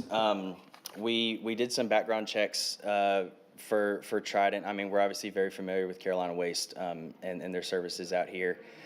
Trident, we called around and they received really good remarks from the people that they have contracts with, to include the city of Charleston, that they just were awarded the contract for. So that was a big part in it. They were really able, through the proposal that they gave us and the conversations that we had individually with them, they were able to give us a really detailed plan of action, really down to the names of the people that we would be working with, which we thought was really diligent of them to already have this plan in place as though they were already awarded the contract. And they were detailed and responsive to all the clarifying questions that we had for them. And we have had some struggles with our current contractor, and they were able to provide answers to some of those questions that we had about how we would solve those issues. Okay, excellent. So I have 2 more operative questions maybe for Trident. So first is, we have seen so many cases with Carolina Waste of contamination when, the household truck runs through a little street and they see a little bit of yard debris and they just, fill it in.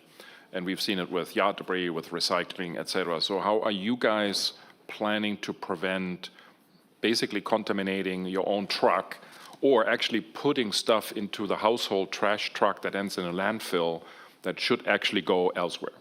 So we're going to keep it the same schedule, Monday being garbage, Tuesday being garbage, Wednesday being recycle, Thursday being... State your name. Oh, I'm sorry. Logan Bland, Trident Waste, I'm the operations manager. Thank you. My apologies. But we will keep it the same schedule, Thursdays being yard waste. We also will have a beach truck that can help come pick up stuff on the side after they finish the beach on the 7-day-a-week or 6-day-a-week times. Other than that, we will have a supervisor full-time on here, but we will not be mixing any of the recycle, the garbage, yard debris, or anything. Like Brian said, I mean, I'm familiar with the contract in the past. We understand the contract and understands the do's and don'ts with the contract, so. So I was actually more, that you're promising us, that's great, and because that's what we're expecting, but a lot of times it seems to be really the training of people. So how do you make sure that in the current staffing situation, for this kind of business, that all of your people, drivers, the guys on the back, really, really know their do's and don'ts? I mean, for us, our guys, same drivers all the time. It's not going to be a different driver every week. People we hire, we're going to keep on staff. The helpers on the back will be the same. And then as for supervisor on site, they're not going to change, along with, we'll have a spare swing driver, somebody that will always be in the area to be able to help. If someone's out, they'll be taking over their route for that day, and they'll understand the do's and don'ts with that. Good. That's fine. Second question. So Brian and I spoke, 2 weeks ago, 3 weeks ago, and we still had no firm confirmation that you can handle also our household hazardous waste. And I think we were still waiting for some feedback from the Charleston County facility. So where are we with that? Yes, sir. I spoke to Thomas Q with Charleston County, who we deal with also with another contract, and he said he's over the landfill side. He told us anything that was prior to what was done in the past, we can still do. He said the household hazardous waste is available to be taken to them, just like it has been back 5 years ago. Okay, so you will honor what is in the RFP to be here once a quarter to offer the services of separating properly, professionally separating hazardous waste that comes in from household and, I guess also smaller contractors, et cetera, to help us properly, segregate them and then also handle them together with the Charleston County landfill. Yes. I told Brian in the past what we've done is we used to have a 10-yard roll-off container or a 20-yard roll-off container filled with different carts, and we'd label each cart with fluorescent bulbs, batteries, different hazardous items.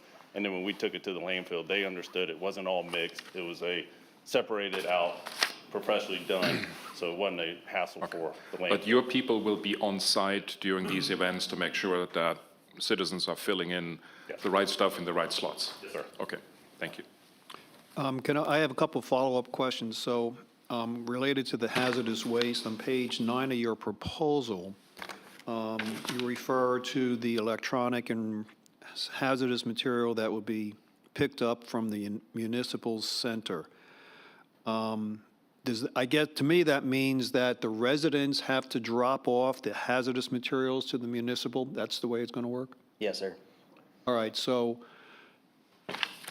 I guess this is more of a question than to you, Brian. How are we going to maintain safety there for whatever is being dropped off, whether it's explosive? No, I just have bad experiences with citizens, I don't mean citizens here, but in general, coming from New York City and such, that just do the wrong things and will drop off something that really is not allowed to be dropped off.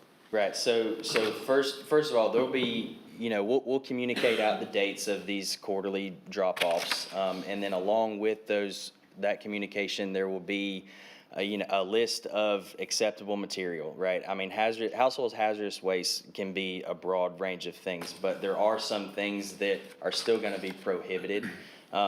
Explosives being one of them. Right, yeah. But and then further than that, as Logan just stated, they're going to have staff here monitoring what is being brought into or what they're collecting. Yeah. Russ, those were specific events. So this container that we were just talking about is not going to stand here, 24/7. There's a date. They bring it in before the 8 o'clock, I'm guessing, and then picking it up again after the event. So. And there will be only this once a quarter kind of event, and always assisted by a specialist from Trident helping citizens. Can I actually dispose it here or not, and where does it go? Okay, all right. That's my understanding. Yes, sir. Okay. Several questions, Brian, and also the Trident gentleman. I think I'm conceptually supportive of this, but the first question follows up a little bit on a couple of things the chairman was raising is we're approving entering into a contract, or we're approving a contract. I guess the question I'm asking is, where's the contract? The contract will be forthcoming. Once this is approved, the contract will be brought to the town council for its approval. There's not a contract in here. Correct. So there will be a contract that we can review that has typical contractual terms. For Yes. example, all the representations they make and remedies or mitigation in case they're not living up to the terms of the contract. That's correct. We've got our, some of it will be our standard, legal descriptions of Yep, yep. things, but then Standard there will be boilerplate some language, yep. specific terms that we'll be adding in. So yes, when the town council meets next, you will have that contract to review. Okay. Now, the cost, you said it's a cost estimate, and Triton Waste is $2,017,000. But I look at the submittal form, the proposed annual fee, there, it simply says, due to the incomplete information of service levels for front end and roll-off, we cannot provide a total annual fee. That's correct. So there was some questions that were still left up for clarification at that point, but what we are comfortable with and why we didn't write off this proposal was because at the mandatory bid opening, they provided us with all of their rates. Okay. So what we did was we took the subscription levels and everything that we needed at that time, plugged in the rates that they gave us that we publicly opened, and then we confirmed it with Trident in a meeting, and that's how we came up with that number. Okay, thank you. So, planning to use 3 RELs. Do we have any idea how that, is that how many Carolina Waste uses? It is. Same number? Thank you. And said upon the award of the contract, vehicles will be ordered immediately. As the schedule is tight, and with quick notification award, we should have all 3 vehicles on site. But that's tight, and we should, doesn't give me a super high degree of comfort. What's the backup plan if there is any delay in getting those vehicles? Yep, go ahead. So I spoke to Brian actually right before the meeting, and I have 1 truck held, and I have another truck, 2 other trucks being built in January. Both of them will be, I spoke to representatives this morning, both of them should be here by June, pending dates but if we ended up needing some, we would rent some, and we do have vehicles of our own already that we could use. Like, this isn't the first time we have any residential contract. We do have backups for all of our residential contracts. Okay, so I have extra somehow vehicles already. that backup plan will be Yes, sir. captured in the contract, just in case there is any delay in receiving Make the sure new that's explicitly RELs. noted. Okay, thank you. Now, I'm a little curious on the scheduling. It takes 2 days, half the island for regular household waste, Monday, and then the rest of the half the island on Tuesday. How is it that it takes 2 days for regular household waste, but you can do the entire island in 1 day for recycling? Due to the amount of backdoor services with the garbage, that's why it takes longer, and that's why it's been split up in 2 days. There's more curbside recycling. We actually run an extra truck, so 3 full trucks on those days too. But every backdoor service has both, regular waste and recycling backdoor. Correct. I mean, There's not going to be a change to how the schedule is based off of this. It's kind of a system that's proven to work. Everyone's familiar with it at this point. So there's not going to be a change to the day that you get picked up or how often that you get picked up. But what I think Brad is referring to, so once in a while, once a month or so, we get an email from Julie saying that certain pickups are delayed to the next day. That's probably because of, you guys running out, or Carolina Waste at the morning was running out of the shift and then swapping over streets to the next day. Is that for recycling, for example? Right, that's correct. in most cases. Anytime that email would be sent out, it would be due to, it could have been anything from a truck breaking down or to lack of staffing for that day that they had to delay it to the next day. A number of reasons, but it wasn't because of the institutional plan that we had. But regular household waste pickup takes twice as long as recycling pickup does? due to the backdoor services, yes, sir. And, I mean, just to point out, we are using larger trucks, larger bodies that can carry a lot more than what the current provider is doing. And so with those 3 trucks, we also have backups that we can bring. If something were to break down, we have a truck that can come out here. We'll have a supervisor bring a truck out here and swap with them, so there is no delay. Now, this was alluded to, but I didn't see anything kind of specific. I believe currently, at least in the prior contract, during the summer months, there was twice a week pickup for household waste, Mondays and Fridays. So I don't know how, at least in our neighborhood, it's Mondays and Fridays. I don't know how that works with the Tuesday folks, but is there going to be twice a week pickup during peak season, or is it? There is, nothing's changing with the pickup schedule. So what happens is, in the off-season, half the island gets their trash picked up Monday, the other half gets their trash picked up Tuesday. In the peak season, those dwellings that are subscribed to the 2-time-a-week back door, they'll get their regular Monday pickup and then a Friday pickup, and then you get your regular Tuesday pickup and then a Friday pickup. So Friday is for everybody to get their second trash pickup that's subscribed to that service level.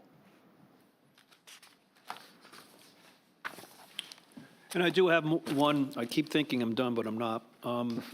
When I used to do bid comparisons when I was in construction, one of the things I would do is I would compare the unit rates between the 2 entities or multiple entities. I don't see that here, and the other thing I don't see, and I would actually would like to make sure all these items are added in, the calculation that sums to the $2,017,000, is it, you must be somehow including a quantity for all of these unit rates that are on pages 8 and 9 of the proposal.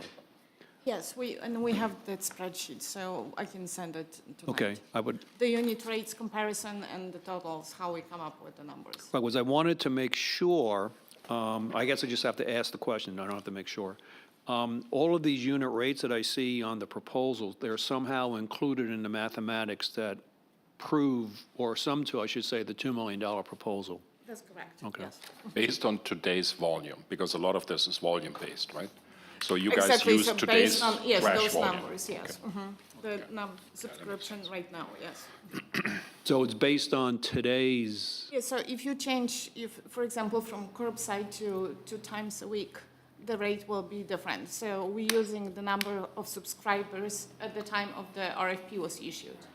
So if we have more subscribers, as more people move on the island, that number can increase. And Or that's if less, not it a would lot decrease. of- Every Right. new development that happens is going to be an extra subscription level, so that's why the price, fluctuates here and there. And then people change their subscription levels, so. great. So Dorada, can you send me the spreadsheet, Yes, please? yes, I sent all of you. All right, yes. thanks.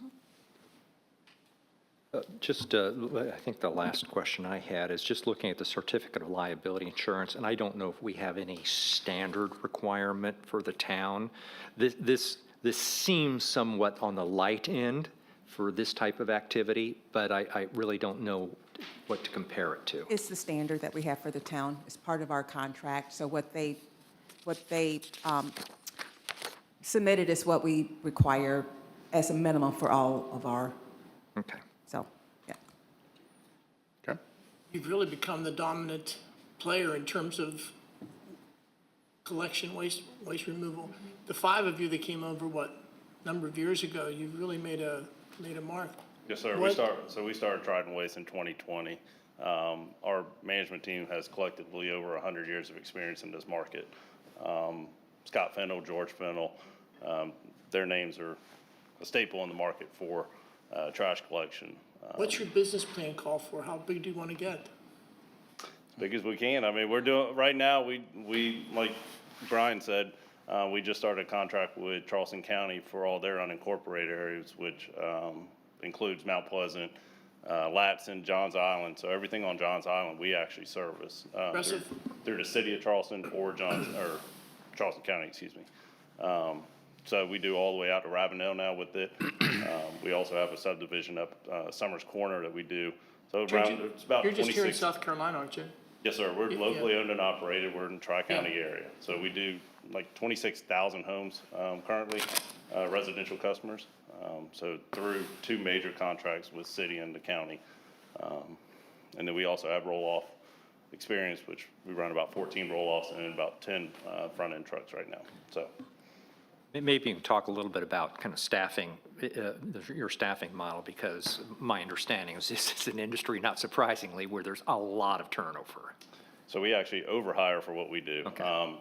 We actually have drivers that are riding in trucks. Even if every route is full, there might be a driver still riding with it, learning, or moving on to another route to learn that route, just in case. Well, I think you probably are aware a lot of the issues that have arisen with regard to the incumbent provider, and we just got a email this week about commingling waste. So there are going to be high expectations, and I certainly hope that you will deliver on those high expectations. Yes, sir, we will. And in that context, I really also appreciate that Trident is working with some of the commercial entities on the island to finally get, for example, trash separation, and recycling going again. Because I don't know if you guys know, but a lot of our golf courses, et cetera, they don't do separation of trash, mostly also because Carolina Waste stopped doing it.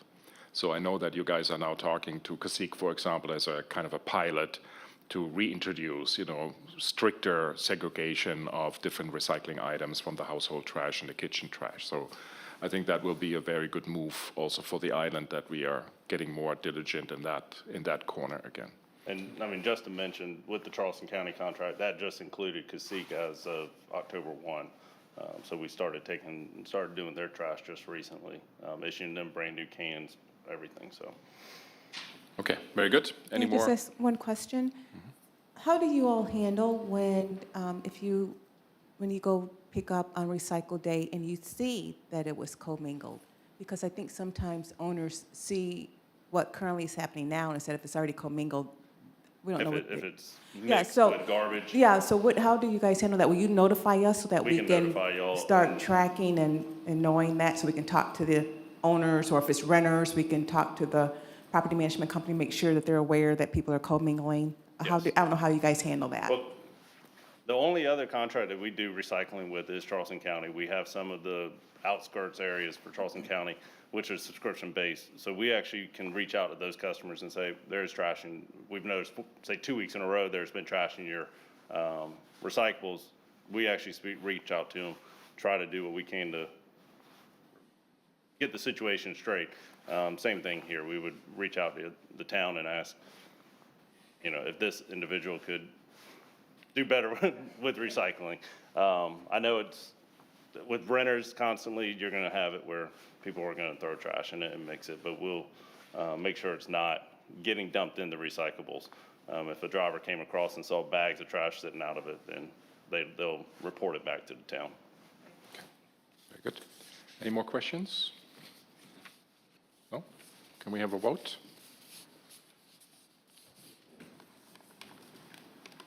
I All move. those in favor? Okay, I was just giving him more time. Yeah, okay. Oh, okay. Okay, everybody in favor? Yes, sure. Aye. Aye. Thank you very much, Brian. Moving to Part B of new business, review and recommendation to Town Council for approval of the fiscal year 2023-24 November state tax funding amounts. I assume, Dorota, you will help us through this? Yes, so a few weeks ago, we have a second meeting with the State Accommodation Tax Committee, as we have additional million for this year funding. And we had two applicants. They were pretty much the regular and the resort and Andel Inn. And after the presentation and the review, the committee recommended to fully fund those two applicants.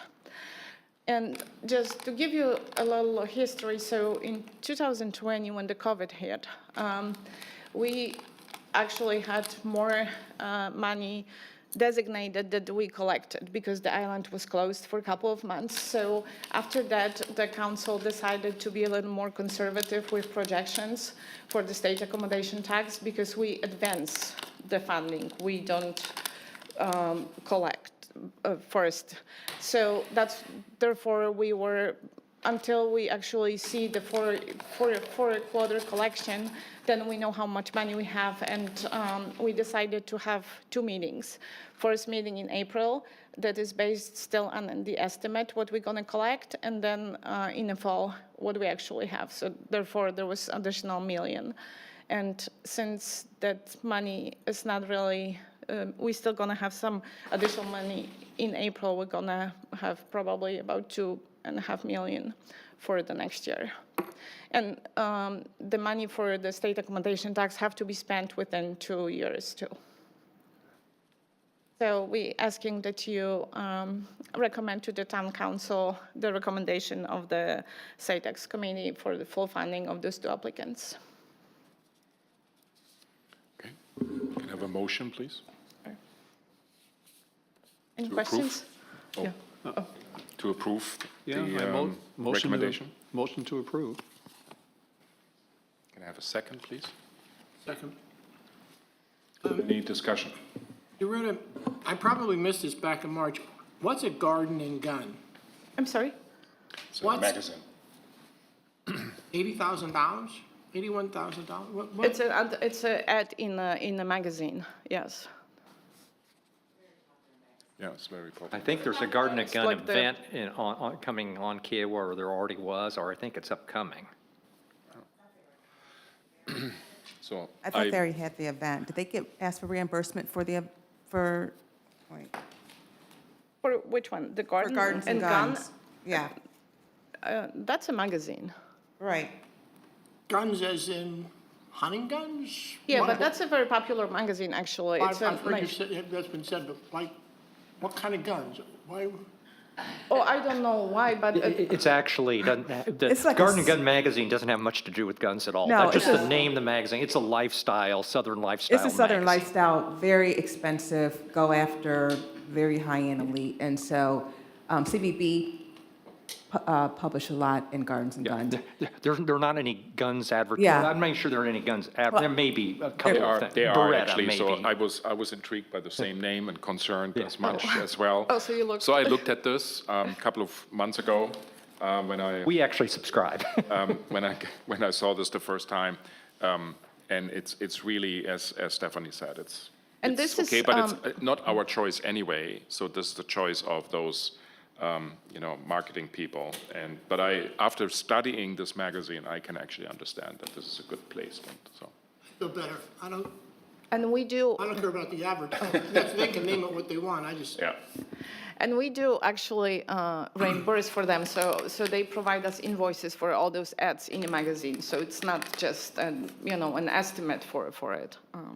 And also maybe it fits here. So I was actually intrigued by some of the discussion we had in the meeting that the members, so these, institutions like Kiowa Island Golf Resort and Anvil Inn, et cetera, they actually can provide quite a bit of result data. So for example, we had the question about what was it, social media influencer things, Influencers. right?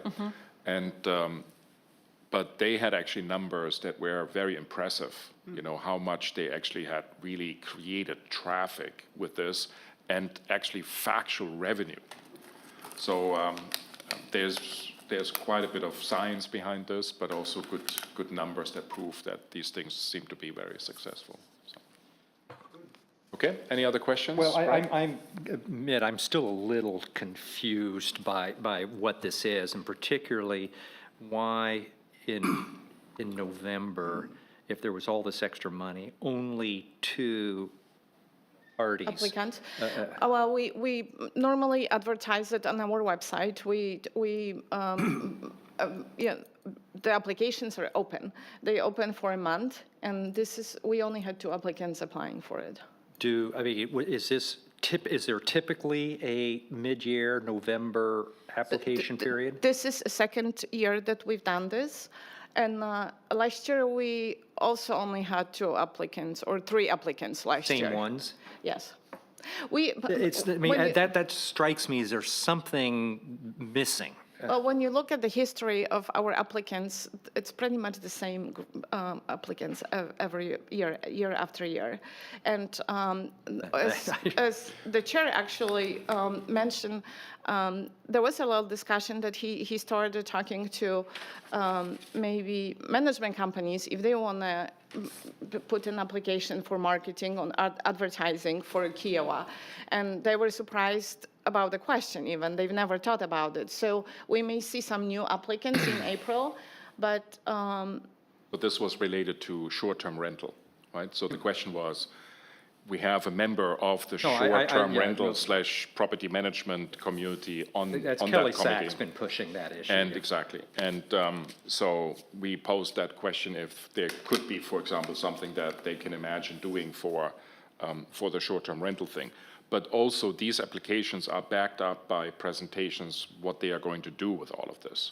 And as you might have seen over the Thanksgiving holidays, that especially the resort has substantially increased their efforts of, creating entertainment for families and kids during these holidays. And they actually went through a long, long catalog of topics that they are going to do now for the Christmas and New Year's holidays.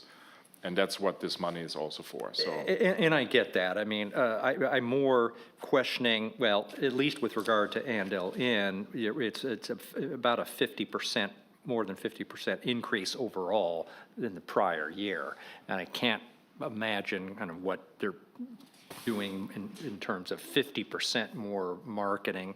But putting that aside, I'm struggling to understand why it just strikes me that something is not getting communicated as effectively as it could if we're getting only 2 applications, the same 2 applications each year for this mid-year. we do try to communicate as through our e-blasts, and I know Petra even, she usually contacts the usual applicants though.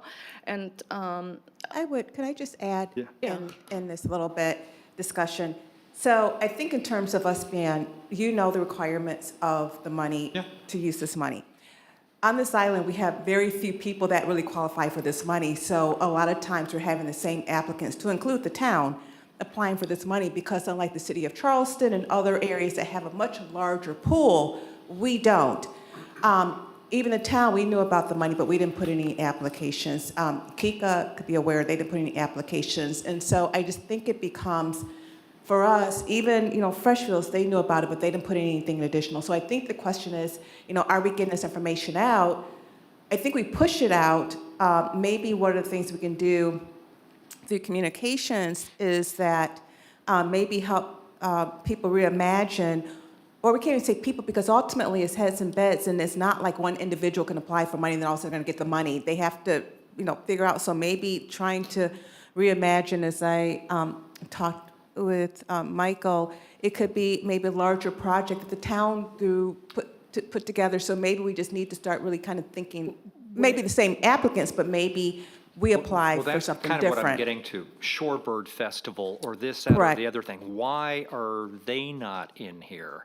Well, we did do Shorebird Festival. We actually did it. That was funded. But yeah, but moving forward, it's just like we just need to start getting even ourselves maybe trying to really think through other projects that the town or other organizations can do. So Brad, for example, Arts Council.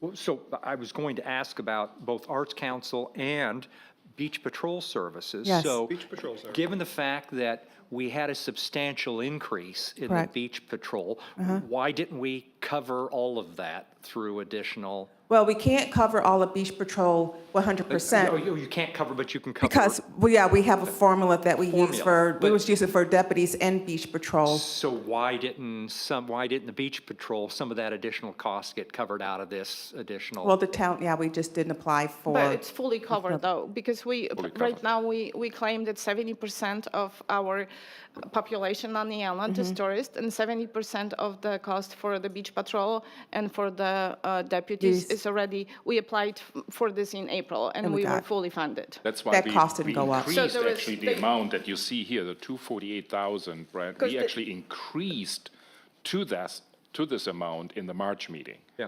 They were, I think, applying for less, and we increased it for exactly that reason. So, but when we talk about additional applicants, right, why wouldn't the Art Council be Well, thinking and I was about just going to that? say, if the Arts Council said, okay, give us another 200,000, we can attract this, group Correct. to the island, rather than our usual $5,000 one, we can actually get somebody. And that that's one of the costs us things we $50,000. talked about, because it may not be Arts Council, it could be the town. I talked with communications that we can do something larger. I know at one point, we used to do Kiowa Cars, but because of the location, logistic, they end up moving down to Kiowa River. And so if other organizations on the island do other special events, they can come to us, but we just don't have, it's typically the resort, the town, that do kind of the public events, and then, Freshfields and Andolan.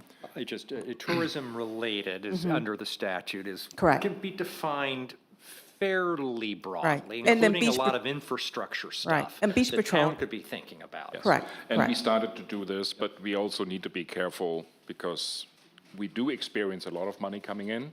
That might change next year. So we also have to be careful managing it. But my impression was also from the meeting that, for example, next year, we will actually have probably close to $3 million that we can distribute. So we do need to be a little creative how this can serve, truly serve the community. And this is not really a conversation just related to the composition of the SATAX committee, but kind of all our committees. And it's not really, we don't need to discuss it here, but at some point in time, there have been comments made, and I think there are legitimate questions or concerns that the composition of some of our committees and commissions doesn't change for years and years. So I looked into this as it relates to SATAX. Yes, there are certain bodies and even their representatives that have been on that committee forever. Roger Warren Resort is a good example, but that's one of our biggest participant here. Some of the others, both on the community side, but also, for example, on the short-term rental side, have actually changed over time. Can it be more?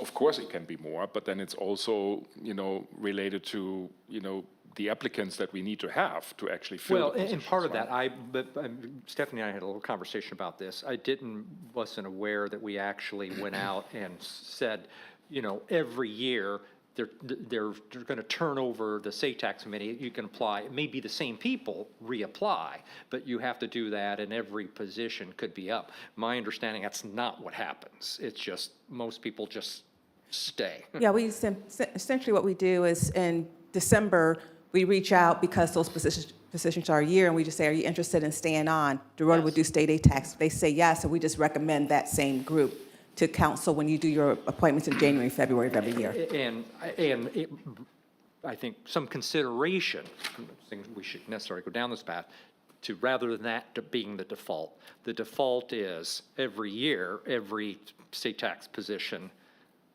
is open. Well, the only difference is there's, as you know, for instance, hospitality, we have to have I someone understand. fill that So role. it may be that, in fact, the same person, only one of the same person applies again or fits that category. But I'm a little bit troubled by this default on this and a lot of other So, but commissions. to make that practical, your concern. So what you're suggesting is that we do the same like with other committees, commissions, and boards, that we define, a term for each position. And whenever that term comes up, we have to appoint them again in the open session of the town council, like we do with the planning commission or the boards of zoning appeals. I think that's a reasonable request. That's correct, and technically, everyone does have terms. Yeah. With the exception of the let's Planning do this Commission a little BZA, bit. their term is 1 year. So let's do this more open. Let's bring this to the January town council Yeah, meeting. rather than just saying, or you just want to stay on for another year and then it's done. But the other point that Yeah. I wanted to make earlier, maybe also in that context, so when we received, complaints from community members about, how this committee is assembled, my first experience, at least with this, is that it's less about, the assembly of people that are willing to do this, right? And it's not overly fancy. I can tell you that, right? But it's really about educating people, bodies, institutions, like we talked about earlier, to really think, what could they do with such money, and how does it benefit the island? And that's why Dorota said earlier, we touched on the short-term rental topic, and, the representative for that portion, Akers Ellis, for property management and short-term rental activities, looked at us and saying, oh, I wasn't even aware that I can do this. Let me think about that. This is maybe a great idea. So it's more about that. I don't think necessarily has to do with the people sitting on the board, but it has more to do with us really being more proactive. And I think that's fair. And pushing the ball down the road, right? And whoever picks it up might benefit, and again, they have to present, they have to justify, they have to deliver the data afterwards. So I think that process seems to work. But there could be a lot more out there that would benefit this island. Well, and I would hope that the town itself would think a little bit more creatively about the use of some of these funds that are fit within the allowed categories for infrastructure related. We try, yeah, we will. And Okay. I just want to mention one thing. This is actually the third year that we have more money than applicants. Before, there was cuts. So some people were just discouraged. We had some applicants that came and they never got the money. So that has changed a little bit, and that's why we need to be a little more creative now to find ways to spend it the good way. It's not just the 3 years, it's been a long time that we had far more applicants than we had money. Oh, absolutely. But for 3 years, we have But more last three money we have than the applications. Okay. Any more questions or concerns for Dorota? Everybody in favor? Aye. Okay. Moving on to next chapter, Chairman's report. I don't have anything to say. Dorota, if you want to stay there and give your treasurer's report for the first 4 months of the year. Yes, so our revenues were about 5.5 million, which is 40% or 1.6 million more than last year to date, but it was mostly because of we got a permit for a special project for the beach walker of about $900,000, and the interest revenue this year is higher, about $423,000. And all other revenues are pretty much within the budget and comparable to. This building permit is for the Cape, right? Yes. So it's not really No, it's Beach not for walker, the Cape, it's no? for the beach walker. beach walker what? Was it for both lower and upper, or just lower? I think it's for both, But the site plans are not approved yet. but that's They don't the have to, they process. can, yeah, they can still submit for their building permits. That's how the process works. You first have to pay before they even start the review. Ah, okay, comfortable. Okay, good. How was it split, roughly? I would need to check that, but I can tell you that. It's based on what? Square So footage? this is based on evaluation, the total cost of construction. Cost of construction. I'd be curious if you could. Sure. So, and as far as the expenditures, they, about 3.6 million. So they 17% higher than when compared to the last year, and about 21% of the current year budget. Majority is in line with the budget, and but just to explain a couple of differences when comparing to last year, it's the personnel cost is higher, but we have one more employee, full-time equivalent this year compared to last year. And also there were some salary increases for this fiscal year. And the short-term rental code enforcement contract was signed, and it was about 100,000 more than before. Professional services is higher. It's about 57,000, and it's, sorry, but I have a cold, that's why. It's due to our new contract with our attorney and some other engagements, and tourism and recreation is higher. I'm not sure, to give you a little I'm bit just gonna relief here, get my yes. water. I'm not sure we can say that the higher legal costs are due to the new contract, right? It is because of the workload that we put in front of him, right? Yes, and I know there was a desire that before I was presenting on cash basis, so I'm going to try to accrue whatever I can accrue. So this month, it's accrued actually all through October, and it's mostly sorry, professional services and the legal fees. You can do that midstream? I'm sorry? You can do that midstream? Go from cash to accrual? Well, I know what we received in November, so I just made an entry, like a midterm It's not a full. entry. It's not a formal, She knows she can put it.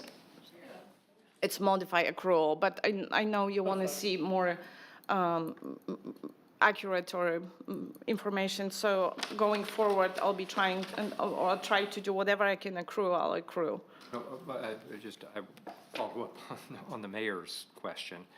Is that simply for notational purposes, informational purposes, or are you actually shifting from cash accounting to? Informational, Yeah, okay. for this report. Go back to the building permits. Well, I was just going to That go there. money, is that refundable? It must be, it has to be. If the site plan doesn't get approved, Yes, we're obligated to, okay. Do we take out, there is something that, expenses that we incurred to get to the point Yes. of saying that the site plan is? yes, but this is the same for all the permits. So if you're applying for a $300 or $1,000 permit, there is a procedure that we follow. So Dorada, I'm continuing on the building permit issue. I'm focused on a comment you said it's based on the construction costs.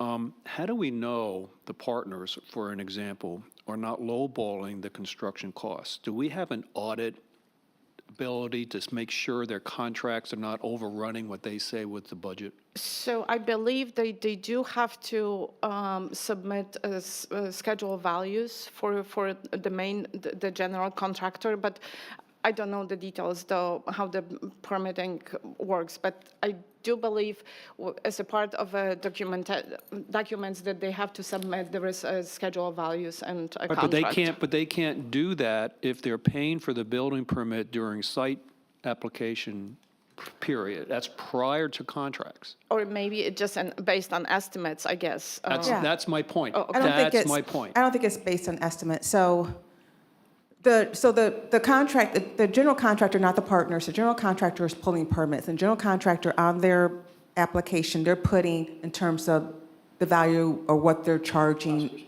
And then we have a chart that was approved by council that then takes it and does the calculations and come up with the building permit costs. But it's their GC, and so it's, if they already know any subs, like we may have a few more building permits that come in once they actually start the process. We may get more building permits to come in or for the various subs. But this is their general contractor have come in, they submitted, and they essentially put the valuation on there, and we base it on that. And that's for everyone. I understand. Yeah. But if the building permit fee is being collected during the site plan submittal, that's really early in the process. And unfortunately, I've had many clients in situations like this for getting permits. If They there's- lowball the number, and they don't pay the proper fee. Well, And I'm if just the- trying to make sure that doesn't happen. Yeah, I would think so. Right now, simultaneously, so the building department typically, they can start the review process based on the drawings. If anything significantly changes in terms of the site plan, if it reduce the building or increase the building, that contractor, they know, essentially, they have to resubmit drawings. They can get double penalized. No, but you're missing the point. If the building permit fee is based on a percentage of construction costs, which it normally is, and if the fee is being collected prior to when the contractor is entered into a developer's entering into a contract. Everything's based on an estimate. My clients used to love that because it would not be audited and they would lowball the estimate where the actual contract prices were much higher. And I can check with I'm Bruce. just challenging whether there's additional revenues that we're not receiving because the permit price is undervalued. Yeah, But I don't feel, think we. I will Yeah. check that with Bruce, though. However, I do know that also every change order, they get a copy of that. And I recall with those big projects that there is sometimes an additional fee for, if the change orders were No, substantial. I understand that, but I'm only relying on the fact that you're collecting the building permit fee when the site application, and construction could be 2 or 3 years I down the road. understand, but what often happens is the contractor wants to know how much the permit is because they're gonna pass it to you, to the homeowner. Sure. So they do get a rather good estimate, and then, I don't know. I understand. So the contractors here are more honest than up north, and I believe that. However, but I just was, Well- based on my experience, I think I would We'll- like to make sure we're not losing money. Yeah, that's all. we'll look Yeah. into it. And then one of Yeah. the things too, once the building permit for us, once the building permit is issued, they can't just wait 2 or 3 years. So the building permit will expire and then they will have to start the process over. I So know, if they're not but ready it's to based start on an construction. estimate. Estimates, it's just based on an estimate rather than the real world. And will that to do- me is a concern. But I know we do get change orders as a part of. I But I understand. we'll get with Bruce and I'll ask We'll just, about the yeah, whole we'll let you know process, at the but- next, just to Yeah. remind them, next council meeting, or we can send an email and just have, Yeah, and just. we'll just follow up in and an just email. Follow up, but But this is also the same thing for business license revenue. That's what they do. They apply for like this contractor, it's only going to be here one time. So they give me an estimate and we do ask them after they finish the job, they come back and tell me what was the total cost so they can pay on the difference because every great. construction has Great, change orders. okay. So that's my process in the business licenses, but we'll find out about permits too. So a couple of things related to that.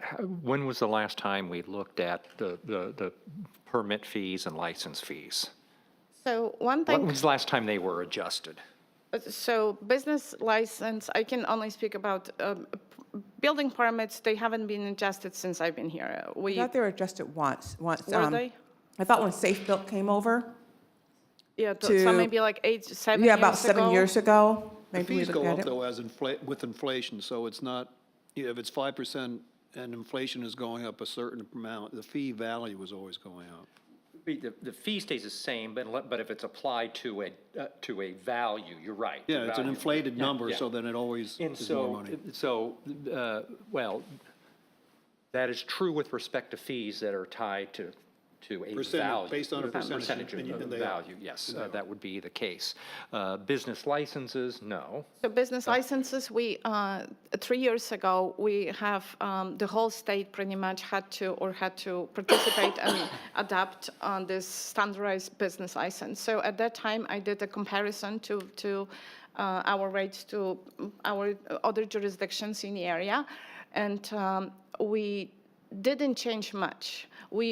Because the council felt like we were in the middle of the road comparable to Seabrook, to Hilton Head, the Charleston. So they didn't change. We changed them, I think, just to be consistent. So they increase every $5 on the base fee. And there was no desire to change it. Right now with this new law, we can only change the fees every other year. If we want to, if the council wants to change the fees, it has to be every other The year. last time you did the revision, you reviewed this, the council determined that we're right in the middle? That was when? That was, what do we know, oh my God, 2000. Couple years ago. 2000. Was it 2021? 21 or maybe even 21. So actually, this next month, you're going to see an ordinance for business licenses, but it will not affect the fees. But we have to, every 2 years, we have to change the class changes. So you will see that, and that's next year, we can look at the fees. If there is a desire, we can do this during the budget process. If you like me to look at the business license fees, we can do that then. And I also want to add, in regards to the building permit fees, we did look at that probably about 4 or 5 years ago when, and maybe it was, maybe 4 years ago, when we were looking at the fees that we were requiring for minor work. Council did a calculation, saw that the staff was spending a lot of, absorbent amount of time and giving out permits for minor work, and we looked at how much that cost, and so we decided not to do that. But also, we had looked at the other fee costs, and it wasn't adjusted at the time. So I think what we can do and what I'll do is I'll recommend that this would be a good topic, because we did this before during retreat time, that we have that discussion. Bruce can present kind of where do we fall based on other jurisdictions, and then you all can decide if you These want are to the make any two adjustments. revenue source, the largest revenue Correct. sources that we can control. Correct. So, whether a couple of years ago we were in the middle of the road, I don't know exactly what that means, but whether we want to stay right up there with Myrtle Beach and Hilton Head, it may be worth taking a look at. I think there are two things to this. One, as you already correctly stated, these fees have gone up with the inflation, right? If we would now even change, in addition to all of this, certain, ratios, then, it all falls back to the property owners that has to pay for it. But I can agree that with, receding inflation, that's certainly a topic to look at. What DOROTA has been focusing on so far is not necessarily the bigger part of it, but certainly the correct part of it means to make sure that everybody, every business that enters the island actually pays a business license. And we actually did find out that there's more than I expected, a higher number than I expected of businesses that enter the island that actually have no business license. Wow. So that's actually the first step. If with, receding inflation, we want to look at the ratios, I think the retreat would probably be a good way to do it. And it's, yes, some of it is captured organically, inflation adjust, but one of the issues Dorota and I had chatted about some months ago, maybe worth revisiting, is kind of periodic audits of the books and records, which were certainly authorized under ordinance to do. And it was the context at that point in time was, for example, whether the ARB we were actually collecting, it was paying through KIRE, was actually paying the requisite level of fees, license fees, for the fees it charges plus the deposits it takes in. And it wasn't clear that they were taking in on deposits, but I also think like just checking something like the Cape, which turned out you should be able to do the calculation. At the end of the day, it was $300 million is what the actual value of all that was. How did that compare to what was actually asserted early on in the process? So when you talk about auditing, so the audit committee has taken that up several months ago in a process that will give us, I think, in January, a proposal by several of the community members that are sitting on the audit committee, what is going to be the scope and the sequence of these audits, right? So we will discuss that in the January-February timeframe, I believe was So, the schedule. yeah, actually, So how we can make these audits, more regular, right? Because we haven't done them, probably also because of COVID and other reasons, not in a structured way. So with that proposal, if we get that moving, then we have a clear schedule upon which, Dorota can move forward either with herself and her own team or with support from our auditors. Okay? Yes. So I think we are not there yet, but we are on a good way in how to achieve that. Okay? Okay, any other Thank questions? you, Dorota. And No? any Thank other you. questions for Dorota? Okay, citizen comments? Okay. Committee member comments? I would just go back to one issue we just chatted about, which is the ATAX funds. Just to point out, hypothetically, one of the allowed items is construction, maintenance, and operation of facilities for civic and cultural activities, including construction and maintenance of access and other nearby roads and utilities for the facilities. So hypothetically, if the KIRE building was to be acquired and it was used for community center or civic and cultural events, then a lot of the cost associated with that could be paid tax funds, at least as I read this. But we had this discussion months ago when we talked about the potential performing arts center. We already said that if that would move forward. I'm saying separate from a performing arts center, which, yes, you could also clearly construct. I'm saying if you turned the KIA building just literally into a community center and you had the tourist office there rather than here, and you had community meetings there rather than here, like we sometimes have at Sandcastle, it looks like a lot of the road-related cost associated with all that, enhancing that facility. I mean, but far more realistic, Brad, is, for example, for the Arts Council, right? We always try to be a little cheap in venues and when we are booking venues, et cetera. If we would just spend a little bit more, we get, much better dates, we get much better venues, even without a performing arts center. So that money is available. You could actually pay, I'm not saying we should, but the town could use ATAX funds to actually construct an arts building. You actually could do that. I'm not saying we should, apart from the programming. But I'm just trying to make a case to solve for some of the road issues around a creative way to solve for some of the infrastructure cost around in front of the main gate. So that's all. Yeah. I think that we already discussed, yeah. All right, any other comments, right? Okay, no, that is not the case, so I can adjourn the meeting. Yes, you can.